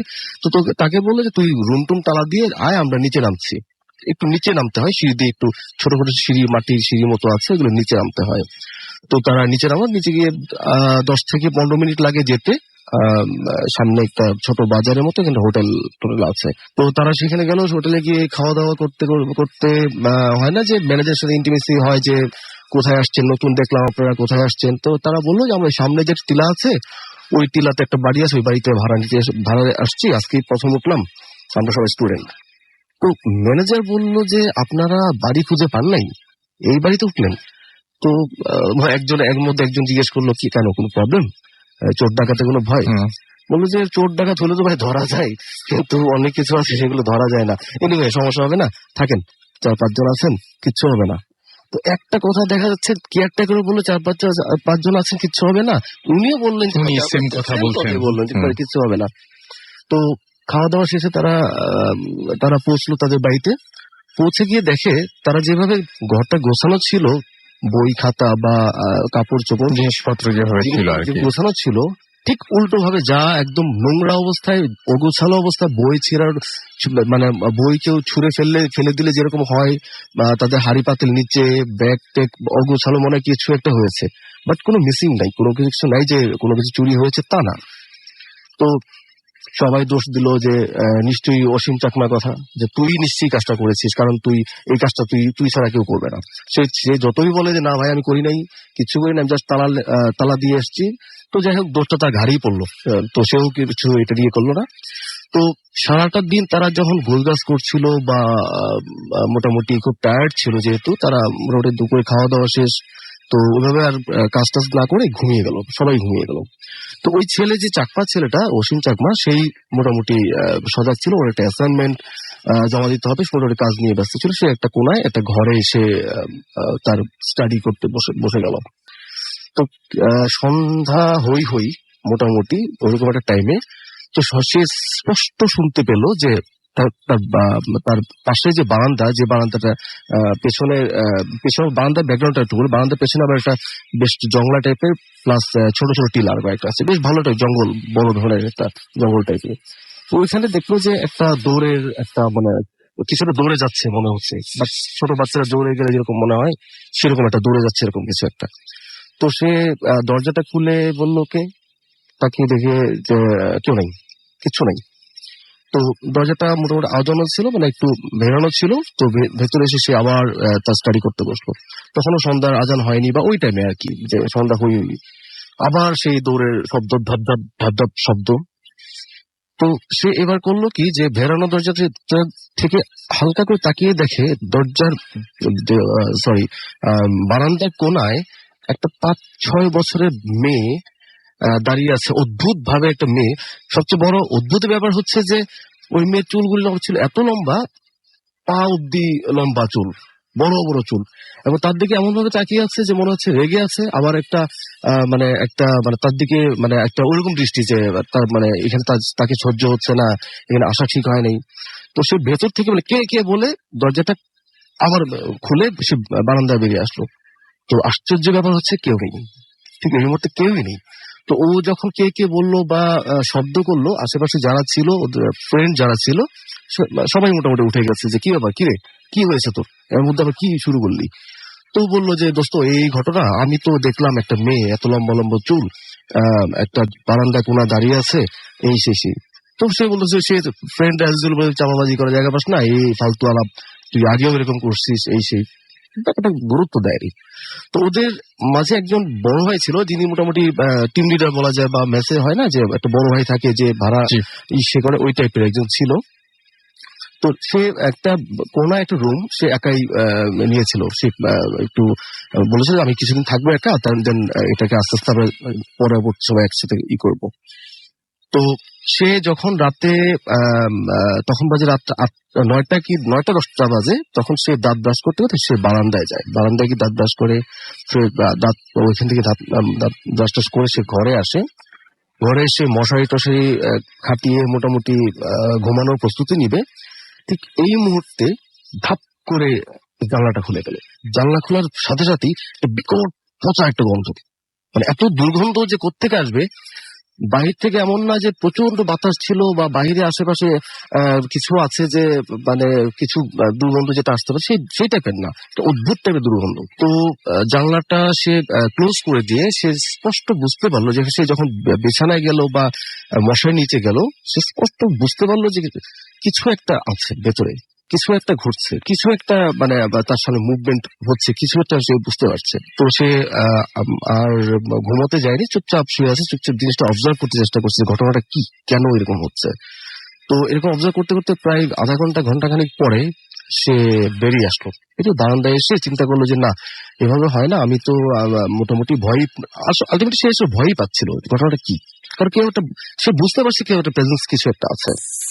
তো সে বারান্দা আসার পরে পাশের রুমে নক করে, পাশে যে তার রুমমেট গুলি ছিল ওদের নক করে, তার মধ্যে একটা ছেলে বেরিয়ে আসে। দাদা কি হয়েছে আপনার? বললো যে না কিছু না, আসলে মশা ডিস্টার্ব করছে, গরম, আর বড় কথা খিদাও পেয়েছে, কিছু আছে নাকি দেখ, বিস্কিট টিস্কিট থাকে খাই, আমার আসলে একা একা ইয়ে লাগছে। তো ওকে সরি, আমি এর মধ্যে একটু কথা বলতে ভুলে গেছি, আমি একটু ব্যাকে আসছি। সেটা হচ্ছে সে ওয়াশরুমে যাবে, সে যেহেতু ওয়াশরুমটা একটু বাইরে, যেটা আমি বলছিলাম ওয়াশরুমটা বাইরে। তো ওয়াশরুমে যখন যায় তখন সে একটা অদ্ভুত ব্যাপার দেখে, সেটা হচ্ছে যে একটা ছোট্ট মানে দুটো ছোট্ট পা ওয়াশরুমের উপরে ঝুলছে, মানে এমন ভাবে ঝুলছে জিনিসটা যে মানে ছোট বাচ্চারা হয় না যে চেয়ারে বা টেবিলে বসলে ছোট বাচ্চা পা ধুলালে যেরকম হয়, সেরকম ঝুলছে। কিন্তু সে প্রচন্ড রকমের ভয় পায় যে জিনিসটা কি, তাহলে কি জিনিসটা। তো ওই ফ্রেন্ডের সাথে যখন আসলো, যে বললো খিদে পেয়েছে বা তার সাথে, তো তাকে নিয়ে সে একটু সামনে গিয়ে বললো চল ওয়াশরুমে যাই, ওয়াশরুমে গিয়ে আস্তে আস্তে আমরা ঘুমিয়ে যাই। তো এবার যেটা হয়েছে তার সাথে না, এবার হয়েছে তার ফ্রেন্ডের সাথে। তার ফ্রেন্ড সামনে গিয়ে দেখে, সে যেটা দেখে সে গিয়ে চিৎকার দিয়ে ওটা, দাদা এটা কি দেখলাম? বলে কি? বলে দাদা আমি তো দেখলাম যে আমার মনে হয় যে ওয়াশরুমের উপরে একটা ছোট্ট বাচ্চা লম্বা লম্বা চুল দাঁড়িয়ে আছে। কি বলছিস তুই? তো ঘরে চলে আসছে, সবাই চলে আসছে, তো সে তো অলরেডি বুঝে গেছে যে ঘটনা কি। তার সাথে একটা ঘটনা ঘটেছে, সকাল দুপুর দিকেও একটা ঘটনা ঘটেছে। তারা সবাই মিলে চলে আসে তার রুমে, একসাথে জড়ো হয়ে জিনিসটা নিয়ে একটু ডিসকাস করছিল। তখন শুরু হয় একটা ঘটনা শুরু হয় এরকম যে প্রচন্ড বাহির থেকে শব্দ, তারপরে যে ঘন্টি টাইপের আওয়াজ, বাহির থেকে মনে হচ্ছে যে টর্নেডো হচ্ছে, এরকম একটা ঝড়ের মতো আওয়াজ। তো অনেক এরকম হয়ে যাওয়ার পরে মোটামুটি ভোরের দিকে এই জিনিসটা সব শেষ হয়, মোটামুটি তাণ্ডবটা শেষ হয়ে যায়। তো পরদিন কেয়ারটেকারকে বলে, কেয়ারটেকার একজন তান্ত্রিক নিয়ে আসে, এটা তারা মোটামুটি বাড়িতে বসায়। তো তান্ত্রিক যেটা বলে যে এটা আসলে অনেক পুরনো এখানে কিছু অতৃপ্ত, তাদের ভাষায় অতৃপ্ত আত্মা আছে বা এবং তাদের বংশগত ভাবে অনেকদিন ধরে এখানে আছে। তো এটাকে আসলে উদ্ধার এটাকে ম্যানেজ করার মতো একটা স্কোপ নেই। তো উনি আরেকজনকে নিয়ে আসে, দেন এটাকে মোটামুটি একটু সলভের দিকে নিয়ে যায়। তো এরপরে অনেকদিন ঘটনা এরপরে ওরকম কথা ঘটেনি। তো রিসেন্টলি শোনা যাচ্ছে যে এখানে কিছু একটা হচ্ছে, যেটা আমি প্রথমেই বললাম যে একটা কিছু টাইপের হচ্ছে যেটা মধ্যে মানুষ থাকবে বা রিসোর্ট টাইপের হতে পারে আর কি। সো আমি ওইভাবে ডিটেল দিতে পারছি না। Thank you very much. আমরা একটা ছোট্ট বিরতিতে যাবো, বিরতির পরে আবারও ফিরে আসবো। সেই পর্যন্ত আশা করছি আমাদের সঙ্গে থাকবেন। Stay tuned to radio Foorti and Night. Live.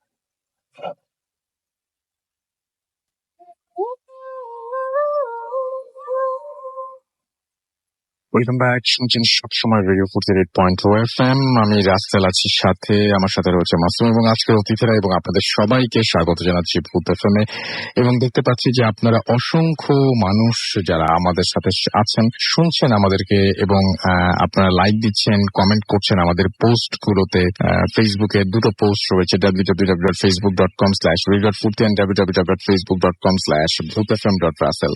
ভাইয়া, এই শীতে কিন্তু আরো ভয়ঙ্কর ঘটনা শুনতে চাই। আমাদের এখানে লিখেছেন ইফতেখার, ফেসবুকে লিখেছেন, হ্যাঁ আমরা তো সবসময় ট্রাই করি, বাট এখানে আসলে আমাদের কিছু করার নেই। যদি ঘটনা ভালো না আসে, যদি সেরকম আরো ভয়ঙ্কর ঘটনা আসে, তাহলে ডেফিনেটলি আপনারা পেয়ে যাবেন, আর না হলে আমাদের ওয়েট করতে হবে, ঠিক যেভাবে আপনারা ওয়েট করছেন।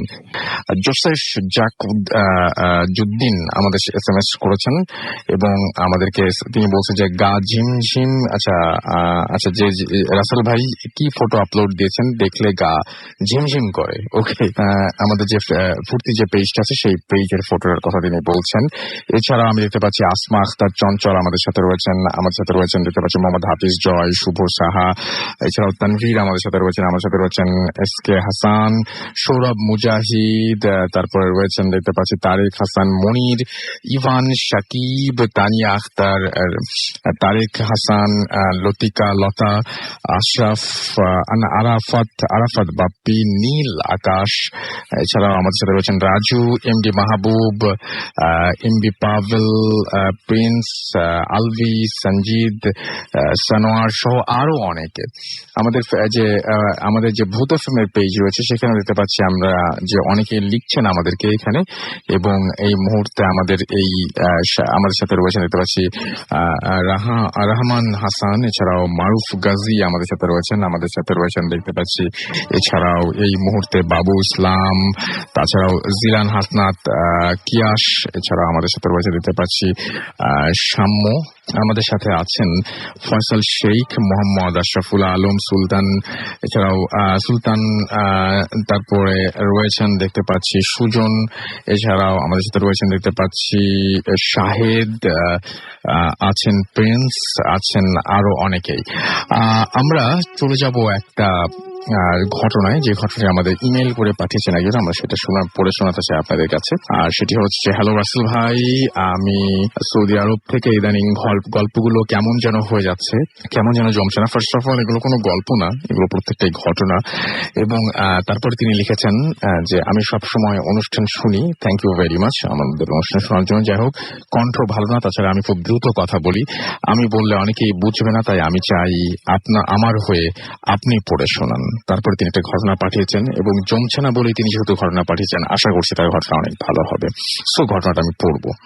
1991 সাল, আমাদের গ্রামে মসজিদের পাশে একটা মাটির ঘর ছিল, এল টাইপ। ওটাতে বাচ্চারা নামাজ, কোরআন, সূরা শিখতে যেত। আমাদের এলাকায় একটি স্বনামধন্য মাদ্রাসা ছিল, এবং এটা একটা কুমিল্লার বাজারের কাছে, অনেক দূর দূরান্ত থেকে, কুমিল্লার নিমসার বাজারের কাছে অনেক দূর দূরান্ত থেকে ওই মাদ্রাসায় ছেলেরা পড়তে আসতো। এর আশেপাশের গ্রামের লজিং থাকতো। এই সুবাদে ভাইস প্রিন্সিপাল হুজুর একজন ছাত্রকে আমাদের গ্রামের সেই সূরা নামাজ শেখানোর মাদ্রাসায় নিয়োগ দেন, যাতে সামান্য বেতনে সে তার পড়ার খরচ চালাতে পারে, আর লজিং হিসেবে আমাদের বাড়িতে থাকা খাওয়ার ব্যবস্থা করা হয়। তো তারপরে তিনি লিখছেন ঠিক যেভাবে সেভাবেই পড়ছি যে হুজুর সকালে আমাদের গ্রামের ছেলে মেয়েদের মাদ্রাসায় কোরআন নামাজ শিক্ষা দিতেন, তারপর নিজের মাদ্রাসায় পড়তে যেতেন। আমাদের বাড়িতে লোকজন নেই, বিশাল বাড়ি, তাই হুজুর বাইরের ঘরে থাকতেন। হুজুরকে ছাত্র বললে ভুল হবে, সেই সময় অনেক বয়সে ছেলেরা মাদ্রাসায় পড়তে আসতো। আসলে মাদ্রাসা লাইনে আসার আগে হেফজো, কারিয়ানা সব আরো অনেক কিছু শেষ করে পরে উনি মাদ্রাসা লাইনে এসেছিলেন। এত কিছু করতে করতে যখন তিনি দাখিল পড়েন, তার বয়স 30 না হলেও কাছাকাছি ছিল। দেখতেও বয়সের ছাপ বোঝা যেত। সুঠাম দেহের অধিকারী ছিলেন। শীতের রাতে আমাদের এলাকায় কুস্তি খেলা হতো। গোপনে গোপনে দূরে গিয়ে কুস্তি দেখতেন। তখন রমজান মাস, মসজিদের কিছু দূরে ছিল বলে আমাদের ঘর বাড়িরও প্রতিবেশীরা মিলে তারাবির নামাজ পড়তো। নামাজ পড়াতেন আমাদের সেই হুজুর। একদিন তিনি আমাদের গ্রাম থেকে 6 কিলোমিটার দূরে কমলাপুর নামক গ্রামে এক আত্মীয়র বাড়ি যাবেন কোনো একটা কাজে। তাই তারাবি পড়া শেষ করেই সাইকেল আর টর্চ নিয়ে বেরুলেন। এমনিতেই এদিক ওদিক দাওয়াত খেতে হুজুররা অনেক সময় অনেক দিকে যেতেন। হুজুরের আবার এক বাড়িতে সেহরির দাওয়াত ছিল, তাই কাজ শেষে আবার ফিরে আসবেন। এমন একটা ব্যাপার। এবং এমনিতে আমাদের গ্রামে থেকে হুজুররা মাদ্রাসায় 6 কিলোমিটার, হুজুরের মাদ্রাসা 6 কিলোমিটার ছিল। সাইক্লিং সব সময়ই করতে হতো হুজুরকে। আর এলাকার সব অলিগলি রাস্তাঘাট চেনা ছিল। হুজুর প্রায় 6 কিলোমিটার দূরের আত্মীয় বাড়িতে যেতেন। যাওয়ার সময় উনি আমাদের বাড়ির দক্ষিণ দিকের রাস্তায় গেলেন এবং পূর্ণিমা রাত ছিল ওই দিন।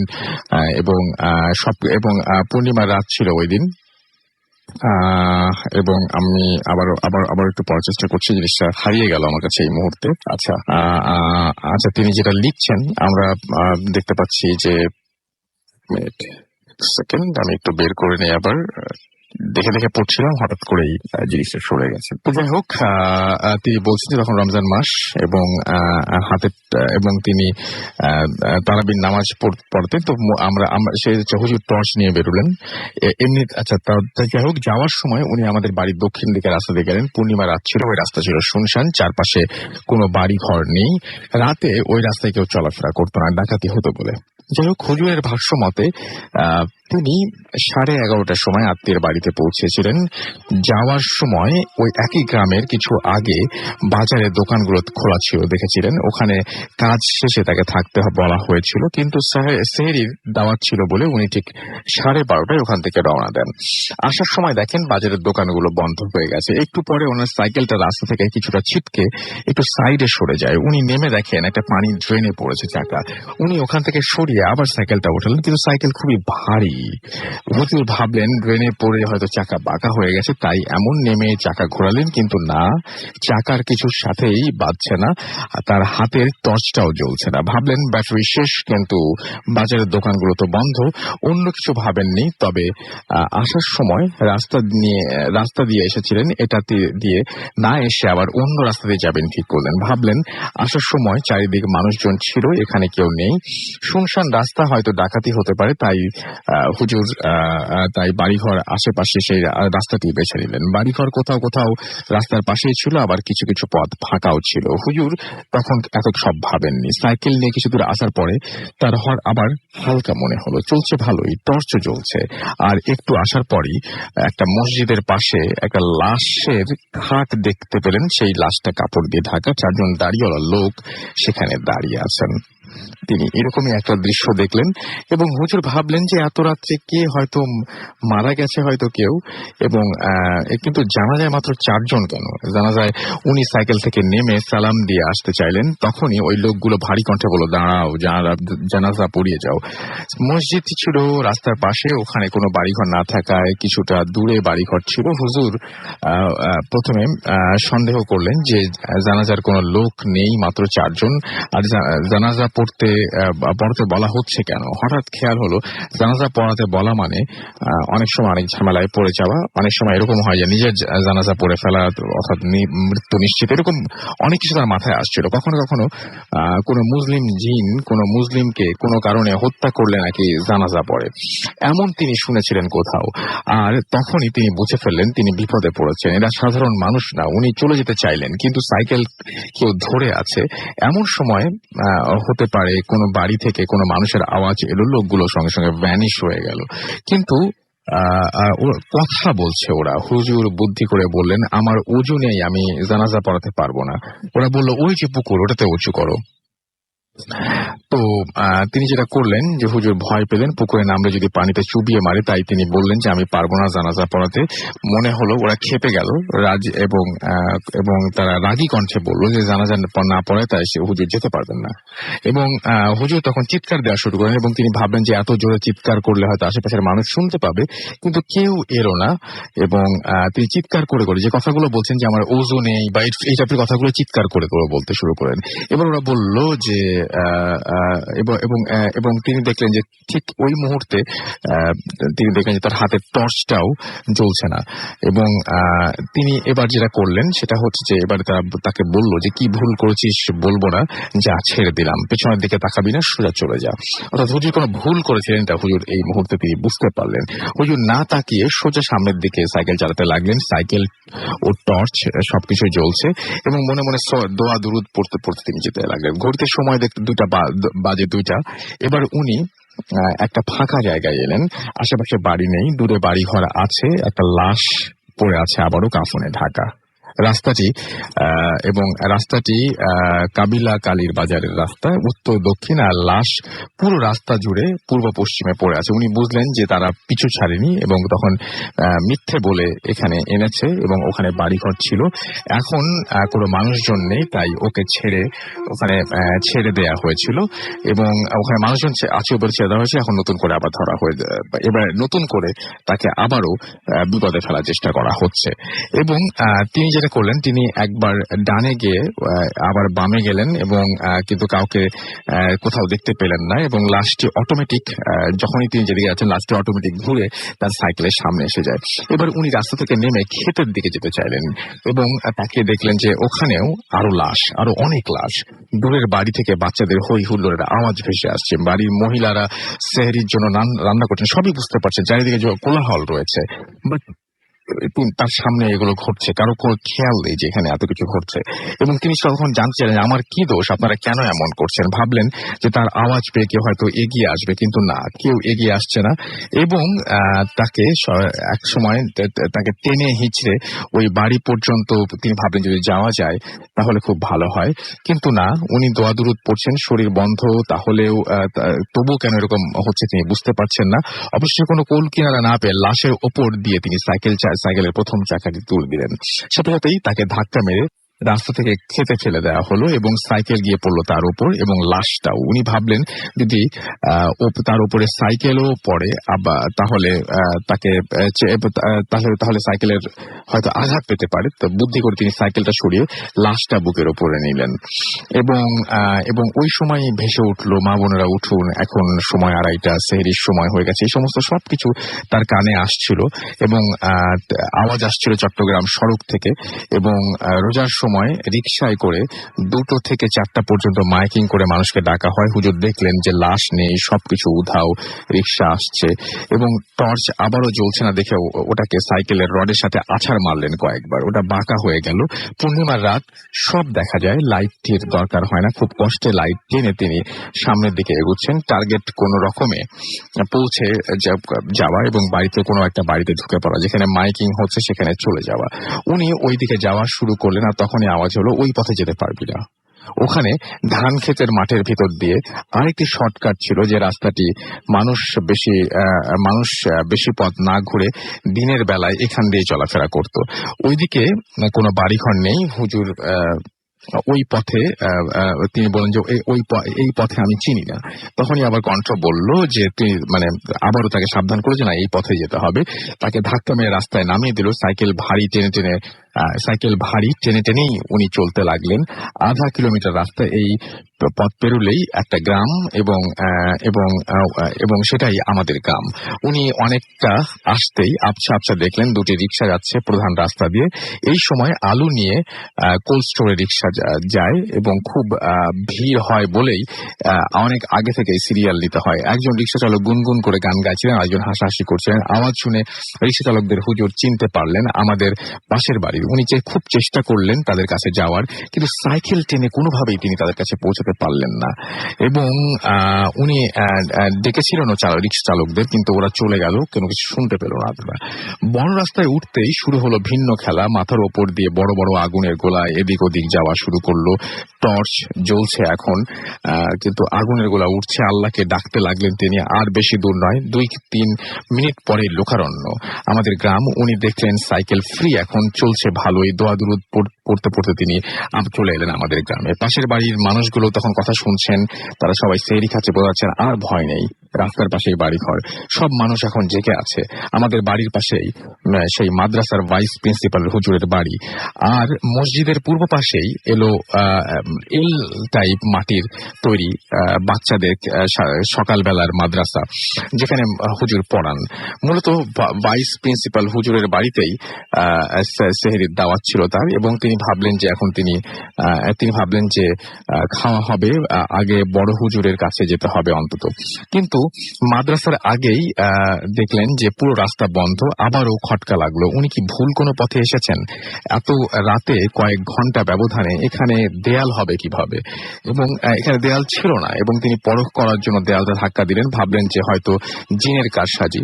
এবং তখনই তার চুলের মুঠি ধরে কেউ সজোরে তাকে আছাড় মারলো। উনি হাত দিয়ে প্রতিরোধ করতে চাইলেন, কিন্তু এলোপাথারি ঘুষি আসতে লাগলো, এবং তার মুখ দিয়ে কোনো আওয়াজ বেরোচ্ছিল না, মনে হচ্ছিল কেউ মুখ চেপে ধরছিল। এবং তিনি দেখলেন যে মাদ্রাসার ঘরের দিকে তাকে টেনে নিয়ে যাচ্ছে। কাঠের দরজায় শিকল দিয়ে তালা লাগানো ছিল, কাউকে দেখছেন না। স্পষ্ট দেখলেন তালাটা অটোমেটিক খুলে গেল, এবং শিকলও খুলে গেল, এবং ভেতরে দেয়ালে টাঙানো বিছানা নিচ থেকেই মাটিতে পড়লো। তাকে সেই বিছানায় ধরে গলা চেপে ধরা হলো, এবং তারপর উনি আর কিছু বলতে পারেন না। এদিকে ওনার অপেক্ষায় থেকে হুজুরও অনেকক্ষণ ধরে অপেক্ষা করছিলেন, এবং বাইরে একটু আওয়াজ টাওয়াজ আসছিল। হুজুরের ওয়াইফও বলছিলেন যে কিছু একটা আওয়াজ হয়তো তিনি শুনছেন, বাট হুজুর সেদিকে কোনো খেয়াল করেননি আর কি। এবং কোন একটা গোঙানির মতো বা গরু জবাইয়ের মতন আওয়াজ শুনেছেন, তারপরে হুজুর খেয়াল করেননি। হুজুর বলেছেন যে ইগনোর করতে সেটা। এবারে সবাই বেরিয়ে এলো, কিন্তু মাদ্রাসার দরজা লাগানো, বাইরে শিকল, কিন্তু তালা নেই। ভাবলেন যে ভুলে হয়তো তালা লাগানো হয়নি। বাইরে যেহেতু শিকল, তাই কেউ মাদ্রাসার ভেতর, এটা হতেই পারে না বাইরে। এবং এই গোঙানির শব্দ তখন ভুল প্রমাণিত হলো, এবং তারা সবাই আবার ফিরে আসলেন। হুজুরের ওয়াইফ যেটা বলেছিলেন সেটাতে কেউ তেমন গুরুত্ব দিলেন না। অনেক পরে বড় হুজুর নাকি জিনদের সাথে কথা বলে জানতে পারেন যে তাদের কোনো এক অনুষ্ঠানে খাবারের উপর দিয়ে আচ্ছা একটু পরে যেটা হলো সেটা হচ্ছে যে অনেক পরে লোক জড়ো হয়ে গেল, সবাই মিলে ভিতরে ঢুকলো, এবং দেখলো যে সাইকেল পড়ে আছে, টর্চ লাইট পড়ে আছে। অন্যদিকে একটু ভিতরে যেতেই দেখলো যে হুজুর পড়ে আছেন, এবং হুজুরের নাক দিয়ে রক্ত বেরোচ্ছে, মাথার চুল দলা বেশ কিছুটা উঠিয়ে ফেলা হয়েছে। পরে ডাক্তারের কাছে তাকে নিয়ে যাওয়া হয়। 3 দিন পরে হুজুর সুস্থ হয়ে সবকিছু বর্ণনা করেন, এবং অনেক পরে বড় হুজুর জিনদের সাথে কথা বলে জানতে পারেন যে কোনো একটা অনুষ্ঠানে তারা খাবার নিয়ে যাচ্ছিল, এবং সেই খাবারের উপরে ভুলক্রমে পা দিয়ে দেওয়ার কারণে, এবং সে খাবারের তাকে হচ্ছে প্রথমে কোন অনুষ্ঠানে খাবারের উপর দিয়ে সাইকেল চালিয়ে দিয়েছিলেন, সেই জন্য তারা এই শাস্তিটা তাকে দিয়েছিলেন, এবং প্রথমে তাকে ছেড়ে দিতেও সিদ্ধান্ত নিয়েছিলেন। কিন্তু পরবর্তীতে তাদের মধ্যে আরো কিছু জিন, যারা দুষ্টু জিন ছিল, তারা ছেড়ে দিতে রাজি হননি, এবং তারা এই প্রতিশোধ নেওয়ার জন্য সারা রাত ধরে হুজুরের সাথে এই সমস্ত কিছু করেছেন। তো এই ছিল ঘটনাটা অনেক বড় করে লিখেছেন, পড়তে গিয়ে অনেক সময় লাগছে, এবং আমাদের আরো একজন গেস্ট বাকি আছেন। তো জানি না কেমন লাগলো, জানাবেন কেমন লাগলো। আমরা চলে যাচ্ছি আমাদের অতিথির কাছে, ছোট্ট করে বলবেন। আমরা অলরেডি আমাদের ঘটনা শেষের দিকে চলে এসেছি একদম প্রোগ্রামের। আপনার ঘটনাটা প্লিজ একটু বলুন।